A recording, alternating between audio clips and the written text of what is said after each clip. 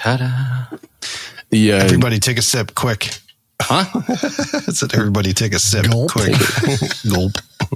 And take a sip, because every sip that you take from here on out is going to be scrutinized. You're going to get Facebook messages. While you were working, we were doing about 20 minutes of mouth noises. We were prepping. Well, I wish I would have been recording those. I just so happen to be making a compilation of mouth noises. I mean, that's what I was saying. Your next episode should just be 2 hours of Nothing but saliva mouth sounds. noises. Yes, just creep people out. That'll help. Nutty how distracting mouth noises can be.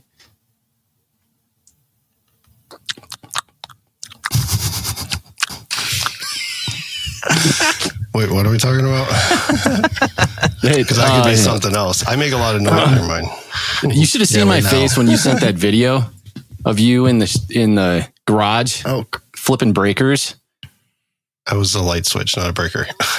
It's no difference. In your fashion, there's no context to it whatsoever. There's just, you walk out, well, there's this, and then you're flipping switches. And then you go outside, and then you point it to the sky, and then you're like, and then there's that, and that's coming. Well, I mean, if I see me, I said, well, I went out to the garage and I noticed, and I flipped the switches up and down, like showing you, hey, there's no power. And I said, I went outside, showed you the sky that was all gray, and said, it's coming. Why not? Just say that there's no power. Self-explanatory. No, there's not. Just say there's no power. Just say I got Travis, no if I power. sent that to you, would you understand that? That's not the point. It's much more dramatic if you say there's no power. It sounds better for radio. But did you die? It wasn't in a radio, though. It was in a text He was a cameraman. The cameraman doesn't die. It never dies. Well, Somebody's going to tell the story. Well, I was out here and light switch rave, and then there's the sky. I'm like, cool. Is that a Homestar Runner? It's coming. reference? Excuse me. Welcome to the RHYTHM Pyro Podcast. The cheat is grounded. Do they still make those? No. My wife just bought me a reprint of a Strong Bad shirt, though, because my other one was like 15 years old and a rag. Nobody knows what it is anymore. It's like classic rock. I don't think many people are going to know what that is. But is the website still up? I think it is. Oh, go look it up. If you're in the mood for a rabbit hole of a good time. They probably had to make them all MP3s, though, right? Flash is dead, right? Yeah. I think you might be right. Yeah. That was Macromedia Flash, wasn't it? Yeah. Homestar What Runner. are we talking about? See, you don't know. The computers. I remember Flash Player, if that's what you're talking about. Yeah. Yeah, Flash went away because it was a security risk. Like, you could totally hack websites if they were made with Flash. Homestarrunner.com. Come on in. New main page. I guess they redid it. It's probably all MP3, maybe. I don't know. They converted them. All right, that's a rabbit hole. It's loading something. And thanks for this. As if I thought I wasn't getting anything done during the day anyway. Tunes, games, characters. Okay. He's going to have a whole new soundboard. Welcome to the RHYTHM Pyro Podcast, where Posey, AJ, and Jamie ignite your passion for pyro musical show design while testing the very limits of your capacity for stupid.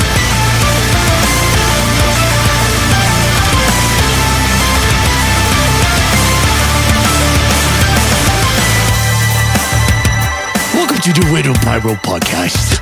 I'm your hostess, Cupcake Bo. That's AJ. He's a big dog. And this is JB. He'll mow your lawn if the money's right. I got you $1. I get it.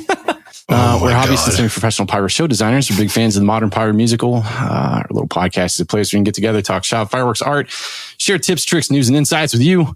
We're elated on this day, our 50th episode anniversary, to have Travis Kramer, hobbyist show designer, KCAP member, and designer of KCAP's Spirit of 76 2024 Missouri Showdown show winner with us. What's up, Travis? Well, hello. How you That's doing, quite man? an intro. That was a mouthful. Way to go. Welcome. Yeah, dude, 50 episodes. And I got to thinking about this when I was making the blurb for voicemails. I'm like, oh, I can't believe it. This is 50 episodes in. And one, I'm happy. I'm super happy to be talking to you. And two, I'm happy that we're doing a designer review on our 50th episode. Because that's what we love to do. We love talking. When was episode one? What was the very first one? I've been listening since episode one, and suddenly it feels like, whoa, wait, 50? How did that happen so quick? I know. It doesn't seem like it. Actually, believe it or not, our first episode was introductions. It was introductions, but it was like 3 or 4 weeks ago last year. I think it aired April, like the end of April in 2023 was the first episode. So you've been nearly weekly. That's tough to pull off, by the way, because this is not your full-time gig. So that's kind of impressive to be on it like that. Yeah. I mean, we had a couple of weeks where we didn't, but it wasn't much. I mean, for the most part, when we first got started, that was really the thing. It's like, do we want to be seasonal, or do we want to try to do, just numerical episodes and then try to get them out weekly? And we decided to kind of go for it. What's really been the most challenging is I didn't think that we'd be doing hour-plus long episodes every single week. I think that's been the most challenging part. Hour plus. I think it's kind of like we should have known though, because like none of us conversate that short of a period of time, anyways, ever. Yeah, I mean, you take 2 hours out for every episode anyway, so I guess it's better than 3-hour episodes. What's the longest raw recording you've done? Like 3+ hours. Oh man, I think it was 3+. Was that Skywars? That's because we went way off course a bunch of times. So like only half of it made it in there. We never go off course. Yeah. I can't remember who had the longest. I would say it was probably one of the live in person episodes. Those tended to be a little longer. We did have one or two that went like your Zach one was pretty long. Yeah, Zach's was pretty long. I think you can bet your bottom dollar there's probably at least, I don't know, call it 10 minutes that gets shaved out of every single episode. And most of that's either just like dead airspace or, mouth noises. Yeah, mouth noises. Drinky drinks. So far, it's Chad. Ooh, I lost it because I scrolled down too fast. Where was it? I want to say it was either Chad or please. Or the Zach. Sovereign State of Chad and Jamie's Fireballs was 2 hours, 9 minutes, 35 seconds. Wow. Hold on, I'm still going though. There might the be Lord of one. the Rings of podcasts. Ellery's after that. Don't worry. We The can director's cut. Actually, our first episode was 27 minutes. Then we went an hour 16. Then we went 30 minutes, 55 minutes, 42 minutes, 32 minutes, 45 minutes. And then we went an hour 20, hour 40, 50, hour 13. What I found really odd about the way that happened too was, when we first started doing it, people we're all clamshelled. We're all like, hey. Well, yeah, sure. But I mean, to a degree, like even when you go back and listen to the first episode, I would have thought to myself, oh my God, it was probably really bad. And I think when we listened to it at the time, it was just the one episode where we'd listen to, you cringe a little bit, and then you just move on. But for the most part, like I went back and listened to it, I think as we were approaching the year anniversary, and it wasn't as bad as I thought it was, other than the fact that, we left out some really important stuff. Yeah, right. Like, who are you and what do you do? I don't know, but yeah, they seem like cool guys. Context, Bo. Yeah. Don't forget context. I got some light switches here. Just flip them a little bit and check that out. My favorite opening is the Chipmunks one, though. Every time I glance by that one, I'm like, I can't help but listen to it. I like Ellery's with the robot.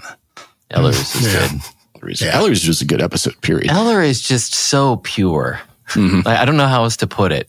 Like, he doesn't filter himself, and that's not bad when I say that. Like, he cuts right through it, and he'll just make a statement like, "A cake's a cake," or whatever. Yeah. Comment's a comment. A comment's a comment. Yeah, but that's just what makes him awesome, though. Is like you ask him a question, he'll just tell you how it is. Yeah, you don't have to worry about. He's always honest. Yeah, exactly. Well, the ones that are brutally honest are the ones that you can trust the most too. I mean, AJ is too. One click, not two. He'll tell you every time. If you're doing it the wrong way, you're going to know. He will tell you. He will show you. You want that brutal honesty, I think, with designers. Oh, yeah. New designers on the internet trying to pick up on this stuff, like the abrasiveness, I think in the way that some of that stuff is delivered by the guys that have been doing this for a long time, I think all of us could do probably a better job of talking to new guys. The community tends to be notorious for, and rightfully so to a degree, especially since we're dealing with explosives. Oh, yeah. It needs to be taken seriously. But I think when new guys get into the hobby and they start doing their thing, especially when they're trying to learn about safety materials and things like that, or they post something like, hey, take a look at my setup and either critique me or let me know what's going on. There's a lot of responses to that kind of stuff that I feel like we could be better at.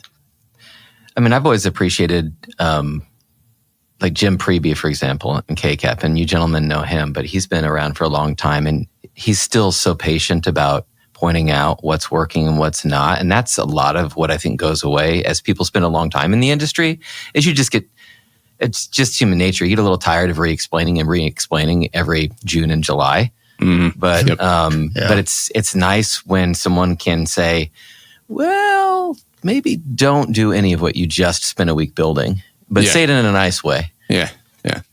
And here's why. How much do you want your fingers? How much do you love your family? Yeah. I think Jim's a great teacher.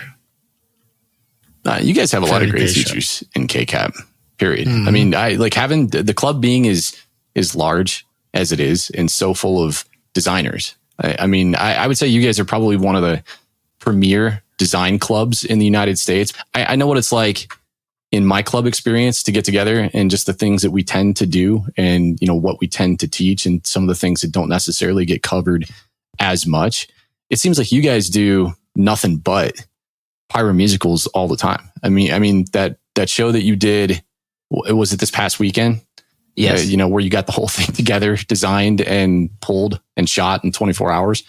That doesn't happen for anybody else either, because to your point, it's one thing to, now granted, you got to have a moment of inspiration and put your soundtrack together pretty quickly, because that's often where a lot of us will kind of mentally stall and roadblock and say, oh, I'll think about that tomorrow, because you don't want the stress of figuring out your soundtrack. But Saturday when I got there, I got on site because that's the funny thing. I had to work Friday night and I had to work Saturday morning. So I didn't even have the full calendar available. And I knew I could do it because I got there, and my help is, it's folks like Jim Preby, who shot at Sky Wars. It's Donnie and Jessica Toms. Actually, Jessica is awesome at a lot of the things that Donnie does. And they just walked up and said, hey, do you need help on your stuff? And they were matching and angling a lot of my shots and so on and so forth. So you have all these people who have done these shows, and you just know when you show up that, okay, there's going to be 15 show designers on site today, and we're going to finish these 4 shows by 4 or 5 o'clock, and it's going to be fine, which is great. 4 or 5 shows in how many hours? When did you guys show up? In the morning? I didn't get there till 12:45. Some folks got there at about 9 a.m. Yeah. But for the most part, we were done and doing like continuity check, and the other thing I love about the club is numero uno, safety. Like we have a safety officer, and then we actually have a committee of safety folks as well.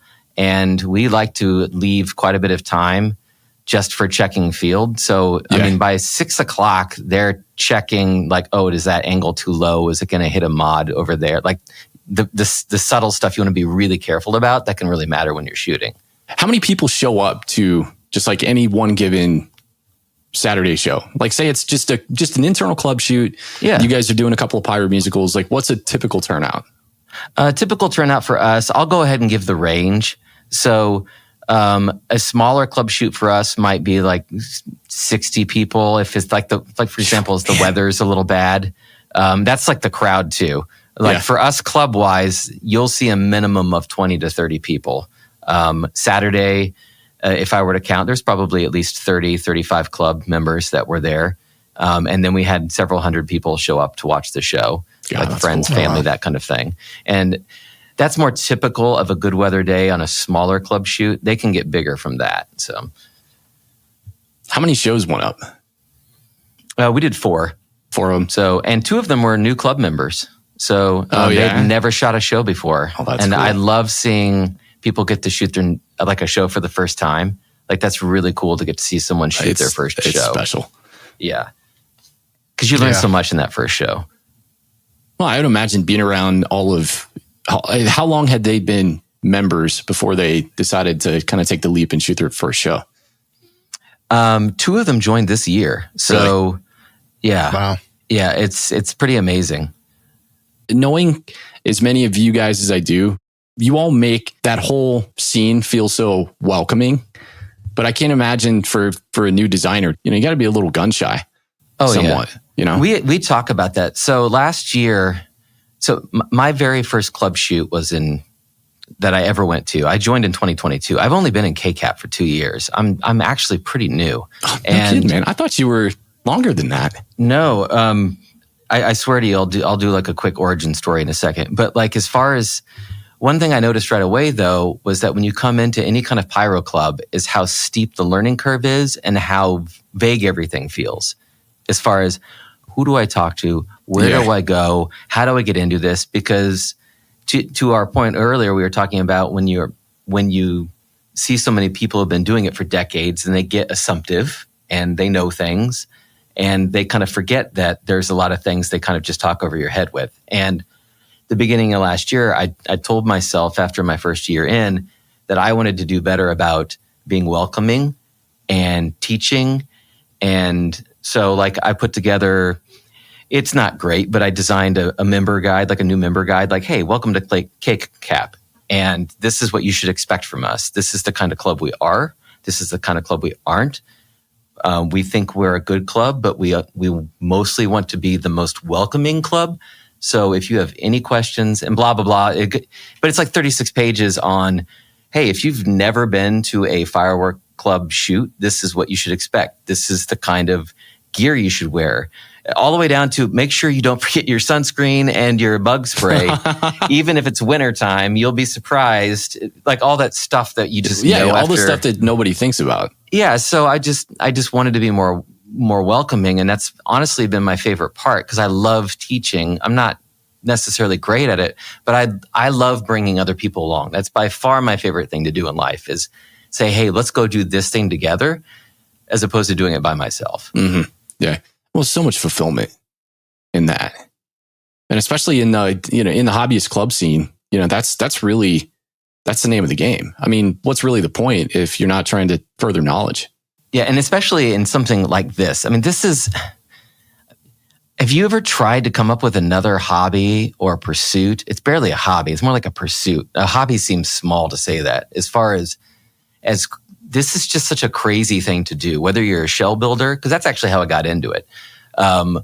Or if you're wanting to do like a pyro musical design, it's so daunting when you see it. Like I always described it as alchemy to people the first time I thought about doing it, like, cause that's what it feels like. And that's what it looks like. Yeah. Like, whoa, that is just insane. How could you possibly do that? So it's not the same as, hey, why don't you come over for wine night or hey, beer of the month club. It's just, it's just not that kind of hobby. That's crazy. So you pivoted. I would have never guessed that you had a building aspiration getting into it. So, I mean, it's probably cliche. I loved fireworks as a kid. I'm from tiny town, Kansas. And, in the early 80s, I think most people listening probably know this, but you didn't have the kind of fireworks you have today, especially in small towns. It'd be like that. It's like a shack the size of a porta potty and a counter that you buy like jumping jacks. Although they were good jumping jacks then, and firecrackers and things like that. But that's really what you had access to. And even then we didn't buy a lot of that. So my brother and I'm a twin. We build our own homemade, this is terrible. They were called Neatos, spelled exactly like you think, Neatos.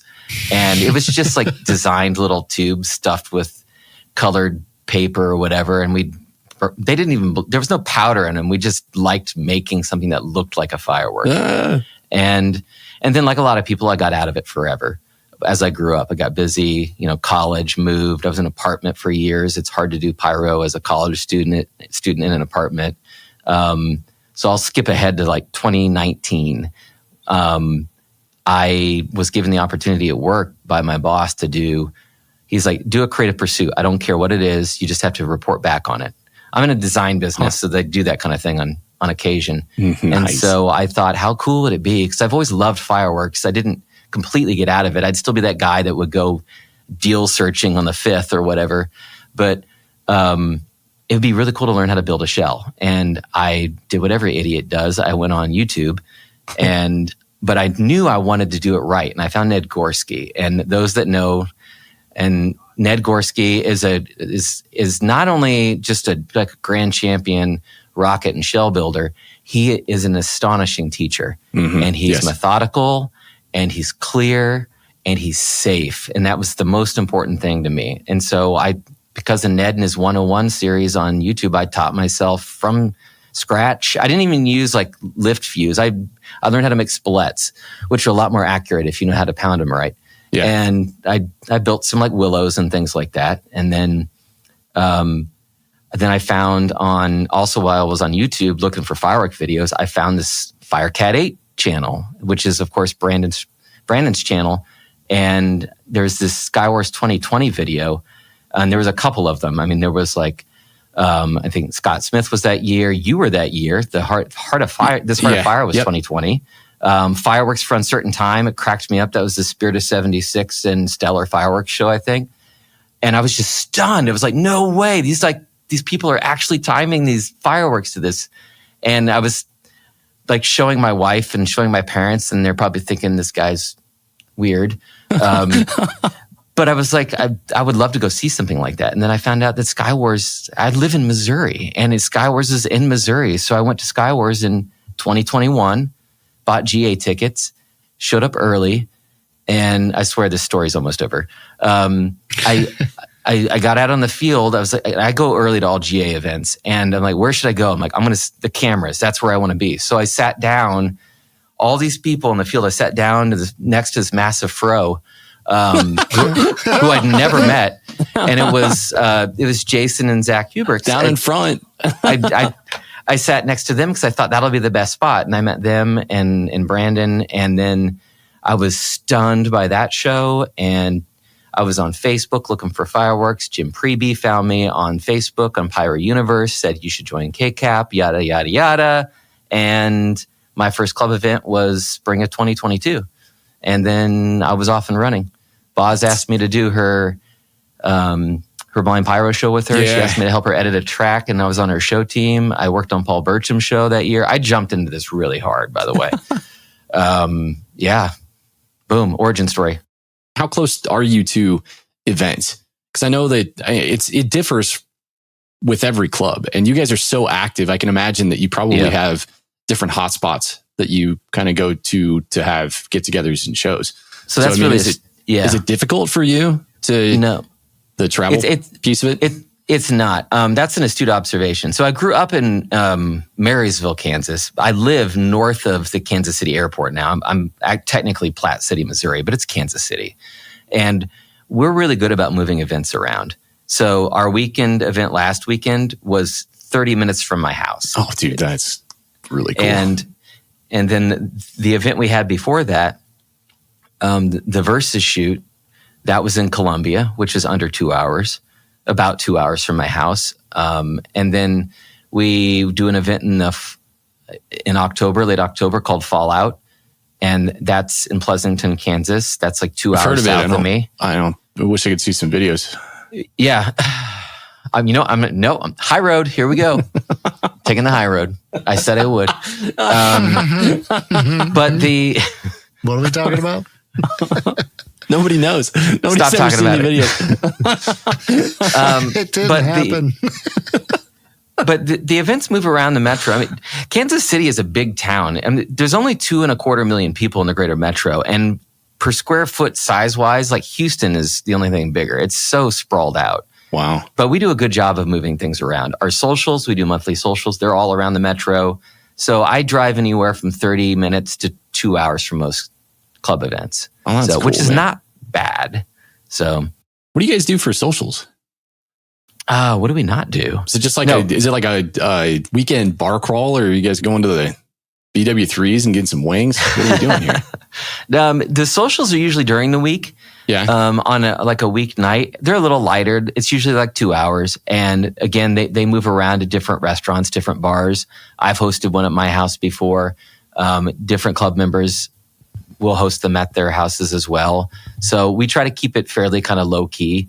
But it just gives people an opportunity, honestly, to do what everybody does on Discord and Instagram and Facebook, but face to face, which is, is the best way to interact. That's really cool. You do that. Yeah. I'm picturing everybody getting together at the Applebee's, and it's just like it's like an old LAN party where everybody's got a laptop and everybody's pouring over everybody's shoulders looking at finale simulations. We used to drag TVs in college to each other's like houses and apartments, and we'd have like 12 TVs in the same room playing Xbox. LAN parties. We did that with the PC games, man. We'd haul around the big cases and monitors, and all the buddies would come over on the weekend, and good times. So after you did the Sky Wars thing, I mean, obviously, you get into it because you want to learn more about shell makeup and shooting shells. Like, what made you pivot? I mean, was it Sky Wars, and like, or was it? Do you think it was like a culture thing with KCAP? I suppose I've never asked this before. What's the legalities of building in Kansas? Well, I live in, it depends on where you have an event at. Kansas City runs straight through both states. It's not like I pass through Kansas and Missouri multiple times a day. Yeah. So you almost have to think about any event that can happen for the club that way. It could be Kansas, it could be Missouri. Most of them happen in Missouri if it's a shoot, but the Fallout shoot is in Kansas. A lot of it, though, comes down more even to what your insurance is, honestly. So what does your insurance actually cover? Like a club's insurance, if they don't have it set up to work well for shell building, they need to take a look at that. Because there's going to be pretty specific language on how they're allowed to go about what they're going to do. Our policy is very favorable for show shooting. It is not as favorable for shell building. Yeah. And that's kind of that's the short version of the legality part of it and the insurance side. And the club does attract more show builders than shell builders. Cool. So, I love shell building. It's honestly, it takes even more time than the shows. Depending on the shows can. I mean, a show takes longer in itself, but as far as like dedicated time and the amount of, if you're doing it safely, you need dedicated, like huge blocks of time to do shell building well, in my opinion. Yeah. And I have and I have kids. I have a lot of space. I have tons of space. And when I would mill, like it would be in a box 300 feet away.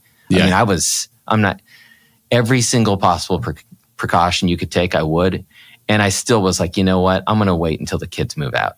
Yeah. Yeah. That's ultimately, that was my biggest reason for pivoting. Yeah. All of the time that you spend dedicated toward one end goal, I mean, it really does kind of elevate you. And I mean, that feeling of satisfaction when you actually get the device to perform the way that it's supposed to. Yeah, there's nothing quite like it. I mean, it's euphoric. It's like, it's a lot like the first time that you shoot a pyro musical, but it's Tom Hanks in Castaway when he's screaming, "I made fire!" Yeah, exactly. He's like I controlled the universe. I made elements bend to my will. But then you've got guys like Gorski, they've essentially dedicated every moment of their free time to perfecting this stuff. And then you see what they're able to accomplish at events. And, I've had the opportunity to see his shells in person twice now, just his work in person a couple of times. Actually, when Bruce passed away, one of the OPAG founders, Ned, helped us take Bruce's ashes and put him in a shell that he made. And it was a fantastic shell. But like seeing his work is really special. But then seeing what all of these guys do at PGI and the caliber of shells that they put up, it's nuts, man. And just like, I don't think to the layman or somebody who really doesn't understand fireworks. I mean, fireworks are like black magic anyway. You look at a fireworks show and half the time people are like, wow, that's really cool. But the minute that you ask them, oh, how do you think that's done? They would kind of look at you like, well, I don't know. Maybe I think it is wizardry. I think it's magic. Usually the first thing everybody asks you is, can you make a smiley face? Yeah. It's an amazing thing when you get it to work, partially because it is hard and it's frustrating and it takes a little trial and error and you got to figure things out. And while there are formulas, there's no perfect formula for, where you live, the humidity, the time of day, the materials you're working with. Like you have to get in tune with all those things and make sure they work well for you. It's wild. Are any of you guys going to PGI this year? I think all the plan. All three of us are going. Excellent. Maybe I'll see you there. Actually, I don't know. Jamie's up in the air, right? Still? Yeah, all depends on if I find a job and what that job says. Maybe I'll just take off till like September and then I'll be able to go. I have an internship open, Jamie. Hey, there you go. Jamie could be a marketing guy. Could be a marketing guy. Go slobber into a microphone. They got a podcasting room at this place. You're gonna love it. You're gonna love it. You can slobber all over their really nice stuff. We could do a round table. Yes. Yeah. And we can draw it out about 3.5, 4 hours. It's a RHYTHM Pyro podcast, but it's going to be an internship all summer long. This is your interview. Go. Travis, I couldn't believe it, man. When you sent a screenshot of your calendar earlier, I was like, oh my God, this is crazy. Thank you for one, taking the time, but two, I'm like, well, when this is all over, said and done with, this will be like the most unproductive thing that he's probably ever slotted into his schedule ever. This is the highlight of my day. Like, I'm just glad you guys were willing to do a little bit later start time. Oh yeah, man. This is normal. This truly is. I was 8 blocks away in the Ballz of our big arena here in Kansas City about 7 minutes before this was supposed to start, and somehow I made it back in time. So thank you for your grace. It's still one of my favorite. I think when we were all talking in Discord, I don't know, like a month ago or something like that. I don't know if you were at an event or what you were doing, but I love it because you always have your camera on. So we get Travis in the reel at all times. So we really get to see what you're doing. But you're like walking around this event. I think you had like a tuxedo on or something. I'm like, man, whatever he's doing, this is really important. It's a big deal. I cannot believe he's talking to all of these people while he's at this event. I hope we're in his ear and not on his speakerphone. No, I wouldn't do that to them. Short version of work is I get to do what I love for a living. And I feel very, very fortunate to work with people that are equally invested. And it's amazing when you get to work with people who love what they do and you have an amazing boss, because your immediate supervisor is everything in work and life. Yeah. So enough on that. Yeah. Well, and that spills over into the hobby stuff too. Oh yeah. Let's talk about the Missouri Showdown. Yeah. So just to give folks a little context, and I'll kind of let you take the floor on this because I know so little about it, but Spirit of 76 hosts an annual competition, and they've been hosting this for years, right? Yes. Yeah. So, and it's always been, it's always been KCAP v MoPyro, correct? Yeah. So for at least the last 8 or so years, it's been kind of touted as a versus shoot, a friendly between the two clubs. Speaking of the marketing thing, since that's a lot of what I do, honestly, that plays well when you're talking about it with the public. It's for fun. It's a versus shoot. It probably more a name only than anything, but it's kind of cool to get to do something like that in that arena. But we have fun, showing up there on Friday and basically putting a show together in a day. So I got to ask, what's the score look like over the last 8 years? I think we're up 5-3 now. Really? We were down in the count, and we've taken 3 or 4 in a row. Ooh. But as you know, some of that skill and some of that's just things go your way. So, but yeah, we've got a little streak going at this point. When did they move to that new site that they shoot the demo at? So far as I know, the demo's been at that location for quite a while now. Almost all the Versus shoots have happened there. I think they had a year or two where they had to move it for one reason or another. Mm-hmm. They used to configure it differently, though. So it used to be basically clocked at opposite of what it is now, where you'd be under these, and it's tough to describe over radio, but basically the audience would be on the field in grandstands looking across the field at the show. Now, now you're moved up on the side of the hill as an audience, and then it goes down that hill, across that old rodeo arena floor, up the other side of the hill, and on the other side you have the pyro. So basically you have an audience up a slope, and on the other side of the hill you have the pyro, which I'm sure the first time someone saw it, they probably thought, well, that's weird for pyro. But it's, and we'll talk about it in a second, but it's only weird in the fact that it's not traditional in my mind. So on the site too, when you look at it, there's a visual slope in the topology of the site. And one thing that I thought that was really cool, and this is fast forwarding just a smidgen, but I really dug when you used, I think it was, what was it? Was it purple and green? I think you used purple and green strobes or flames. Yes. But you essentially use that perspective in your design. And I thought that was really cool. And you could tell how special it was when it went off. Cause you're like, oh, this is really cool because you're seeing this thing from a perspective where it looks like it's going uphill, but you could also tell how different and special it was by the reaction that you could hear in the video from the spectators. Yeah, honestly, live you could tell right away that okay, that's a good point. You could there's that kind of audible, almost kind of aha moment for people. Yeah, because and it's so hard. And you guys do shows and have done them for years, and you all do amazing shows, and you've done shows on enormous scale. So at some point you've seen a lot of what can be done, unless the product changes or your equipment can somehow change or the site can change. And it was really cool to have a bit of an aha moment myself where I was like, well, wait a minute, why am I treating this like a flat field? Like, stop fighting it and do something different with it and see what it might do, even just for a few moments in the show. And that's, I think, part of what also helped it stand out was that I think I took probably 3 or 4 opportunities to use it.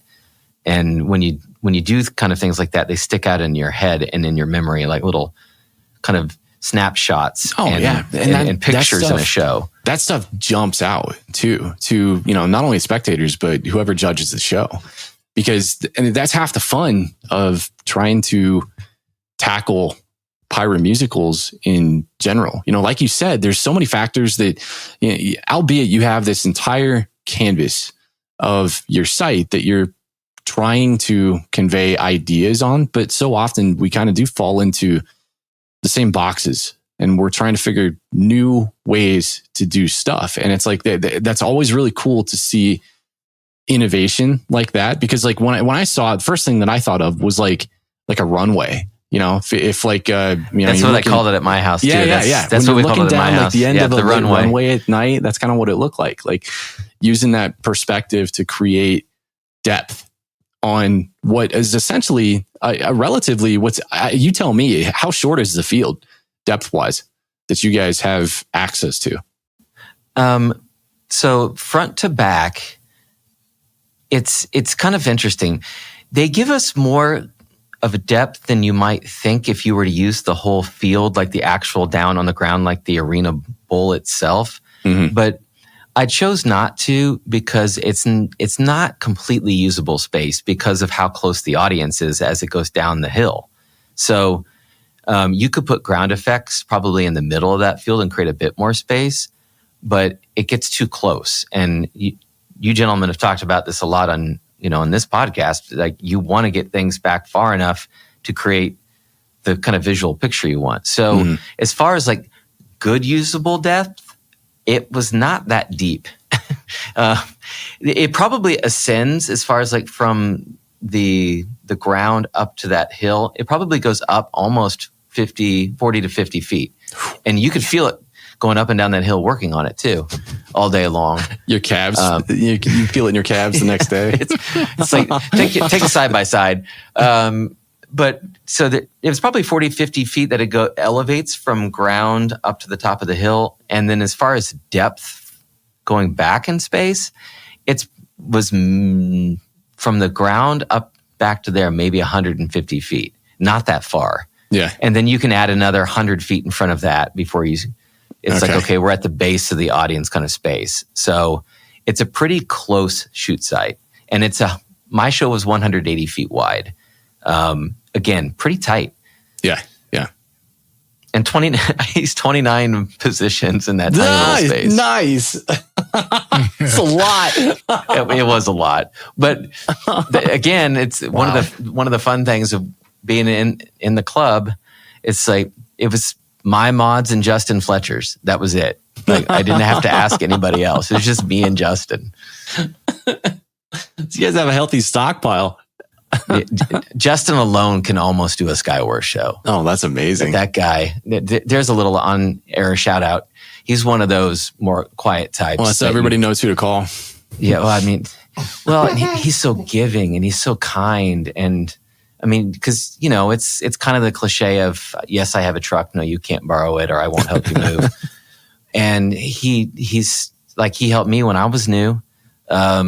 You know, getting off the ground shooting. I have more mods now, but I mean, you know this is not the cheapest pursuit on the planet. No, it's not. And, you know, I did what a lot of people did. I started with the cheap little yellow and red Chinese system, and then I got an Ignite, and then I quickly was like, nope, I need something else. And even that's not big enough to do a mid-level club size shoot. So my 18 mods will get me a nice start, but they won't do a show.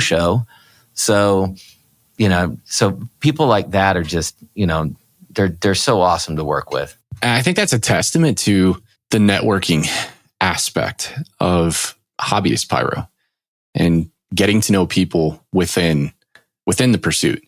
You know, that was a big question that I kind of had for you, because I know what it was like for me personally, my journey, when it came to how enabling it was from an educational standpoint, but as well as hey, I got an itch to scratch. Now I know I can scratch the itch because I've got resources and help and people that share in that love and that pursuit. But how enabling has it been for you being a part of KCAP for the last 2 years? Oh, completely. Both from I felt welcomed enough that I could ask, and then in turn being able to do that for other people. I still remember my first club shoot was summer of 2022. I think I mentioned that. And I got there and there was a gentleman there, Tim. He's like, hey, want to learn how to match properly? How to poke some shells? I'm going to do a few canister shells beginning here. And he just put me to work on his show. And that's one day on a shoot site like that, where you're doing 3 or 4 pyro musicals or 5 or whatever's going on in a club shoot environment. You will learn more than you will on your own in 2 years. I'm not kidding. Yeah.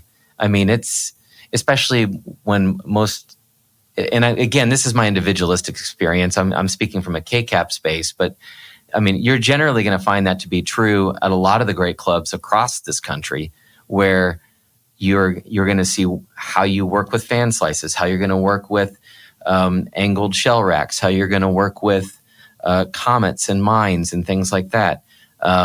You know, I mean, if it's a high-end competition shell, you might get a little bit pickier as to who's going to maybe be on your crew. But like for me on Saturday when I was working, or honestly, even the Versus shoot, we'll get back to that in a second.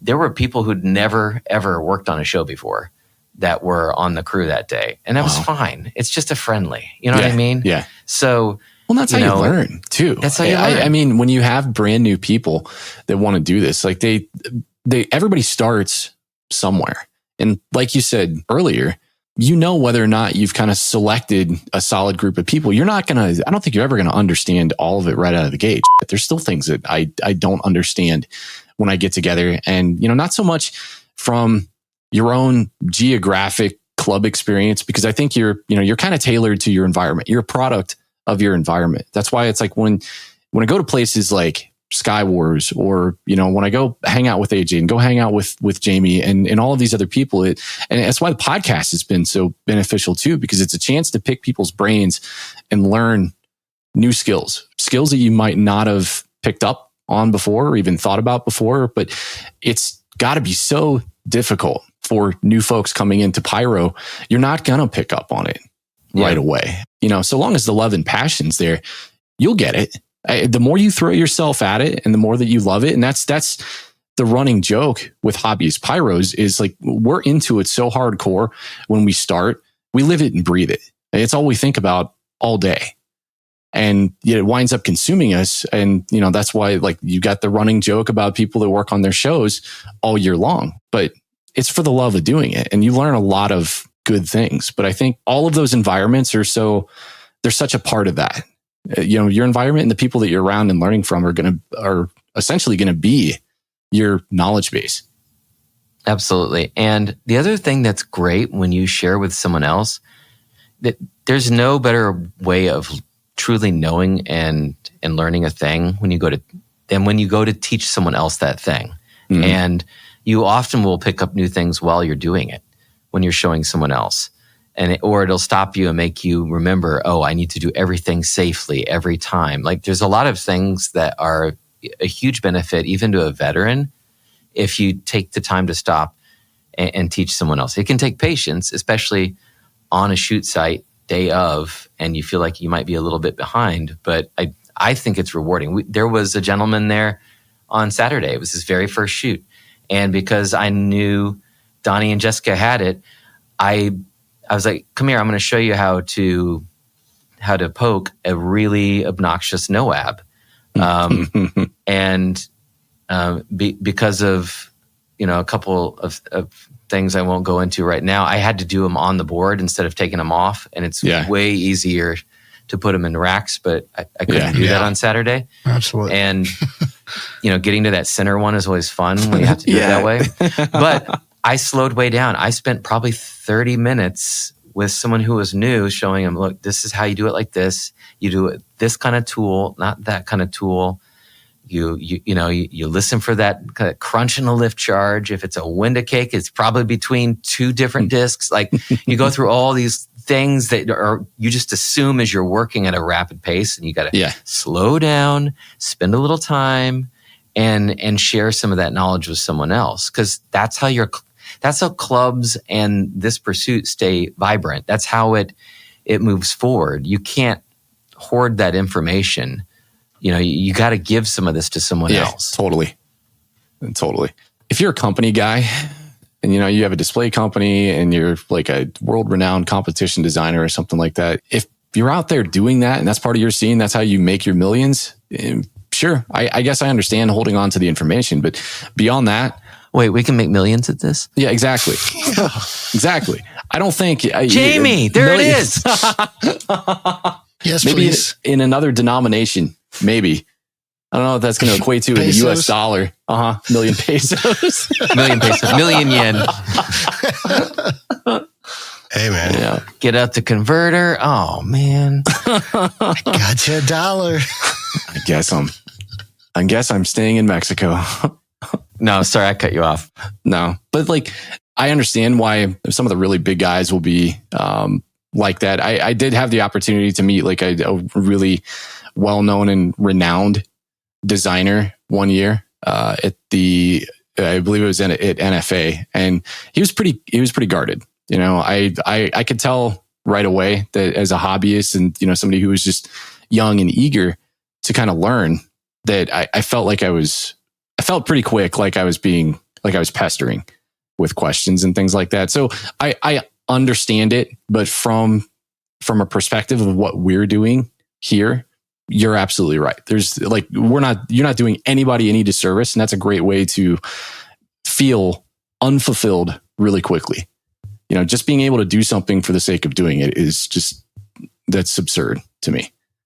Well, I'll give an example. When we did the blind pyro, Jessica Bosworth, again, not everyone listening would know her, but she's very positive. Most people. You can do this. Most people, I think, know Jessica. But I mean, she's very much you can do this. You can figure it out. I believe in you. I believe in my team. Because when she first asked me to do blind pyro, I was like, I've been in this club for like 3 months. It's like, and blind pyro, while it's fun and quick, it's not the easiest thing in the world. Oh, hell no. To do. It's kind of tricky and it's fast. And especially that year, it was an hour shorter and they didn't give you almost zero pro line. So it was a little hard, but she had this confidence and this kindness about it. And I really appreciated that. And, that's the other nice thing about when you get into a group environment versus yourself is you meet all these other skill sets too, not just pyro, but like, oh man, look how good Dan Bray is with a ratchet strap. Like that's, AJ, write that down. Or whoever, like, oh, that person over there has a hazmat CDL. Like, that's kind of nice to have. That guy's got access to a semi. I don't have a semi. Yeah. Like, those sorts of things. And it's just so hard to do this pursuit at a large scale and to learn quickly all on your own. I know you can do it. It's harder. Yeah. There's got to be something super fulfilling too. Like, I mean, even being so new at the time you did the blind pyro too, I can only imagine me having done this for a lot of years. Like there's still things that stand out and I kind of get emotional about when I see them. Things that really do inspire you to like, just to love this. Like it's hard not to get romantic about fireworks in a regard. But like when Jessica won that competition, before she even won the competition, just like watching her up at the table and see how excited she was throughout the entirety of that show. I mean, that's the kind of stuff that just like, it really gets you. It hits home because this is something that we all spend so much time and effort and, we pour our hearts into. The roller coaster that is fireworks is crazy. Yeah. Like, I mean, the highs and the highs and the lows and the lows. Like I remember when they called Sky Wars in 23 and when they said, hey, we've got to shut this down. Yeah. Like it's just too dangerous. And totally. I had to have my friends. Other end of that spectrum. Yep. Yeah. But that's part of what makes the highs so high though. Mm-hmm. That's the thing is like, if it were easy, would you feel the same way? Yeah.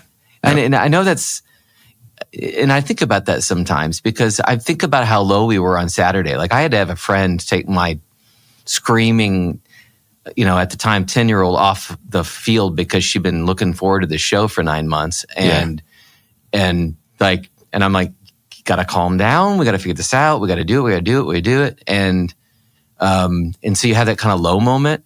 And then I look to the right and I see Firecat 8, Brandon, underneath his umbrella, looking straight ahead, just like Zen master. He's like, we're going to shoot it tomorrow. He didn't say anything else. We didn't even know we could shoot it till 11 a.m. the next day. And like, we had nothing figured out. We thought the thing had gone to, just like hell in a handbasket kind of thing. Yeah. But then the next night it was like, you know what? How often does the shooter get to sit in the middle of the field and watch it from the front center with just the people who scripted it? Like it was the weirdest, coolest feeling. So it's like, does it stink that you didn't get to do it for everybody? Yes. But there was some positives from that too. And to your point, you can't help but get romantic about it because of how the like, moments when it just sucks in the pouring rain and this went wrong versus like, we pulled that off. That was amazing. Yeah. It's such a cool thing to get to do. Yeah. Those experiences, for better or worse, they're still experiences. I feel that you guys probably took something away from that.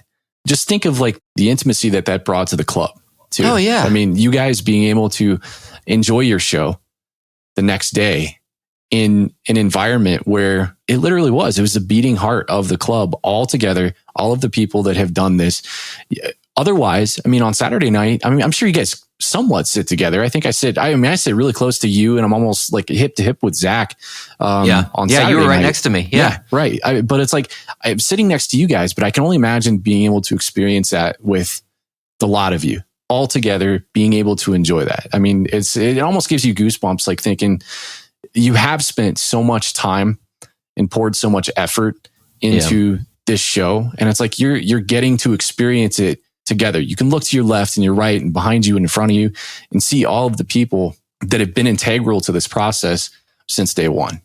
Well, and Pyro introduces the opportunity to problem solve and stay calm on a level that most people can't comprehend. Mm-hmm. When a show goes wrong in the moment, or when you're trying to problem solve some massive like fail thing in the moment, I mean, you're dealing with these expensive, huge, dangerous explosives, and you're dealing with AHJs and property owners and the city of Innsbruck or wherever you might be shooting that day. Like, it introduces these amazing opportunities to say, we're going to figure this thing out. If it's pulling the show, it's pulling the show. If it's shooting the show, it's shooting the show. But it's very much a band of brothers, band of sisters kind of mentality when you do these things with your show crews. And I know you gentlemen, because I've heard these stories on air. It's like, that's part of what makes it so amazing, is that the days when it just, nope, that didn't work.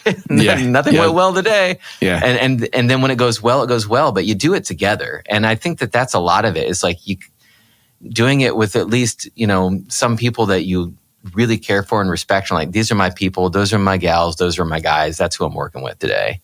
Yeah, 100%, dude. I would rather fail together than succeed on my own.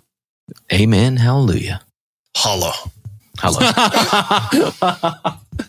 And sit behind a table and watching AJ look like he's going to puke his guts out at any one given moment is always plus two. It's always humbling. It's always fun.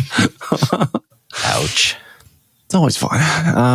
The showdown. Yeah, sorry, we haven't really... No. That's good. I really like the direction that went. This is the kind of stuff that AJ and Jamie and I talk about a lot offline, is like the stuff that really gets kind of touchy feely about fireworks. And it just goes into how much we appreciate it. For the people that have never done any kind of competition shows and things like that, you have new people that come into KCAP. Mm-hmm. And one, how did you get the showdown? What's that process like? It's a great question. So, for us, we have quarterly business meetings throughout the year. There's one at the beginning of the year, usually about the middle of January, to start the year. That's when we make our decision on who will be shooting that particular shoot. And it's honestly an open floor discussion. It usually starts as a who might be interested. And I'll be 100% honest, I immediately threw my hand up. Nice. P.S. I try to give a lot more in the club than I take. So I think that's another thing I have to say on air, is that if you want a great club experience, give. That will make a good experience for you. This was one moment when I tried to take, but because I wanted to do something like that, and I hadn't done a competition show, and I thought it would be really interesting to try something under constraints. And because it's not a blind pyro. It's kind of like a glorified not so blind pyro, because you don't get product until Friday morning. And then you shoot Saturday. So it's not the typical, okay, I can spend a week setting up, putting things in racks, those sorts of things. So I liked kind of that challenge and that part of it as well. Plus there's a pretty, there's a budget constraint on it too. Oh yeah. So at the meeting, it's basically who might be interested. And I was like, honestly, I would really love a shot at it. And then everyone's like, okay. So it was kind of a quick done kind of thing. And we were off and running. I will totally admit though, I had been thinking about it for probably a month or two. Nice. Probably November. Yeah. I was already thinking, I think I would like to try that and see what it might be like to do an actual competition show on kind of a mid-level scale. It's not small, but it's not enormous either. It's kind of a nice middle-of-the-road space. And were you involved in it in any regard before this past year? I mean, did you help out on, like, say, last year's crew? Yes. So Trevor Laporte did last year's show, and I'll be honest, the Blind Pyro crew that Jessica Bosworth put together in 2022, we're all still pretty close. I'm close with I love all of KCAP, but we also, have kind of, you'll have like a side conversation with folks sometimes, or, some of those folks live closer to me. I'm realizing I say folks on air for the first time. I say folks a lot. Those folks, those people, my people, they live closer to me. My homies. They live closer to me too. So there's a geography thing there too. But we get each other, and I feel like, okay, I can share with these, because you'll do that sometimes where you'll get to a certain space in a script and you're like, hey, I just want to share with a couple of people where I'm at with things. Yeah. But like Trevor and his wife Ashley, and like Jessica Bosworth, Justin Fletcher, who I mentioned, we all were kind of together that night in 2022 working on the shoot, along with Brian Gilmore. He's not in KCAP, but he was in our group when we were doing that shoot. And other than Brian, the rest of us, we're still super close, fast friends from that event. And we kind of worked on last year's show together. It was absolutely Trevor's show. He scripted it. He did the music selection. But he had like a little watch party or two, and we'd go over and watch it and kind of give each other some advice and so on. He'd never done anything in Finale 3D before. So I'd done it before, from that perspective, but it was absolutely his show, and I was taking my cues from him. I thought he did a great job too. Judges must have thought so too. He won it. So, but it was a good kind of experience getting to go and see that shoot site too, because as you probably appreciate, there's nothing like living an event once to know how you want to do it the second time. Yeah. And in a way, it was like a cheat code, because it's like, okay, I've been here and I lived it once, and all the little things you learn, like where do you prep? How far is it from this spot to this spot? Like the sort of things that don't necessarily have anything to do with the pyro, but will absolutely affect your show experience. It was nice to get to go and live that once before doing it myself. Yeah. It is a good cheat code, like you said. Like Skywars, when you go there, like you don't know what that left side's like until you get there, and then your experience. Exactly. You can watch all the videos in the world. I mean, it's like the first time I saw Skywars online, I thought I had some idea of what it would be like in person. And, when you go to a shoot site and you see how it behaves and feels, it's so much. I mean, yes, it's the same, but it's also not the same at all when it comes to how it feels depth-wise and left to right, and there's a tree there, and those sorts of things that you wouldn't have necessarily thought of otherwise. And the amount of different people you meet from all over the world at that point. Oh yeah, absolutely. But yeah, that scale too. Speaking from that Skywars experience that AJ brought up, sure, you have all the space in the world and you think, my wingspan is as big as it's ever been, and that's essentially it. I can do whatever I want. But in reality, I think when you get to a certain point, you have to know how to look at your site and say, okay, I got to temper my expectations on the tip of the field, because I can't take shots and then throw them out into the woods, because like that's not going to do anything for my site picture. On that little site, aside from like the depth that you kind of go into with it, what limitations do you think exist on that site beyond that it's somewhat narrow? I mean, there's a mall right there to the right. So like a mall. Yeah, exactly. You could if you shot your comets into it. So you have to set your comets back a little bit so that they would clear the building. But there's an enormous antique mall just to the right there. So, I would not recommend somebody try to put comets down on the field and then send them out 70 degrees to the right. That would be a problem. Which the site map tells you some of those things. So Peter from 76, Peter Rogos, again, for everybody listening, works at 76, and he helped run the event along with many others like, Sam and of course Dan Haynes, which, sidebar there, I have to give Dan Haynes a shout out. That guy worked so hard the whole weekend. Everybody did at 76, and they are so pro, and they ran such a buttoned up event. They did such a nice job. But Dan Haynes was like the consummate professional for MoPyro and for us. Cool. Anything we needed, he was finding it. Anything we had questions for, he was looking for answers. But there's a site picture that's sent. Peter sent us the rules in January to me and to Devin Walter, who was the show scripter for MoPyro, which P.S. he put on a great show, and I loved his soundtrack. Actually, I liked his soundtrack more than mine. I'm going to say that right now. But it would say, hey, let's keep this here, that here, and this here. But once you get there on site, you definitely see, there's a really, really big antique mall right there.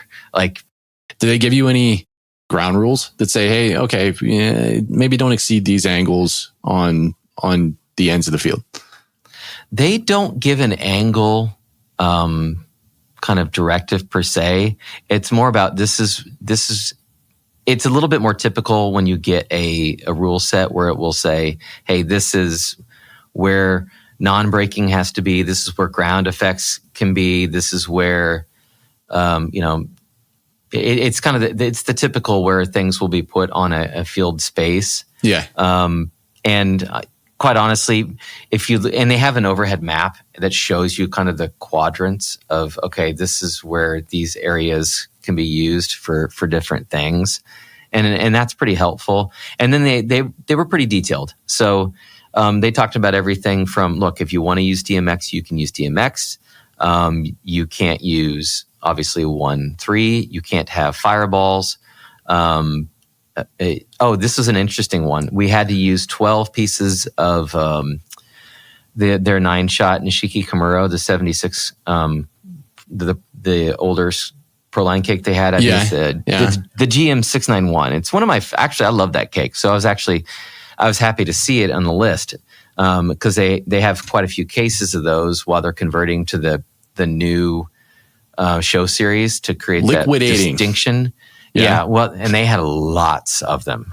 Yeah, I apparently I'll get this wrong. I'm fairly certain that they had hundreds of cases. Nice.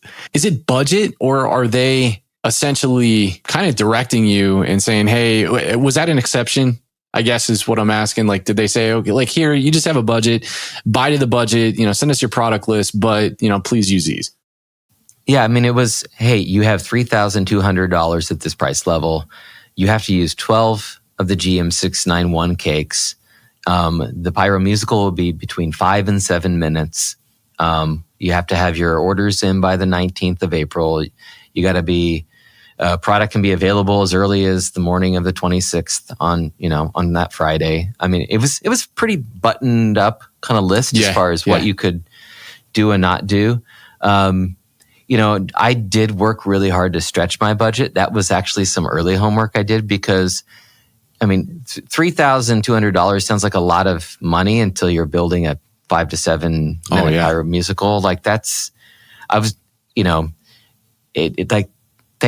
money goes quick. So I spent quite a bit of time, other than my soundtrack. I think the thing I probably spent the most time on was studying their entire inventory online. Mm-hmm. And I went through everything, like what's on sale, what's going to be liquidated, what can I do with this?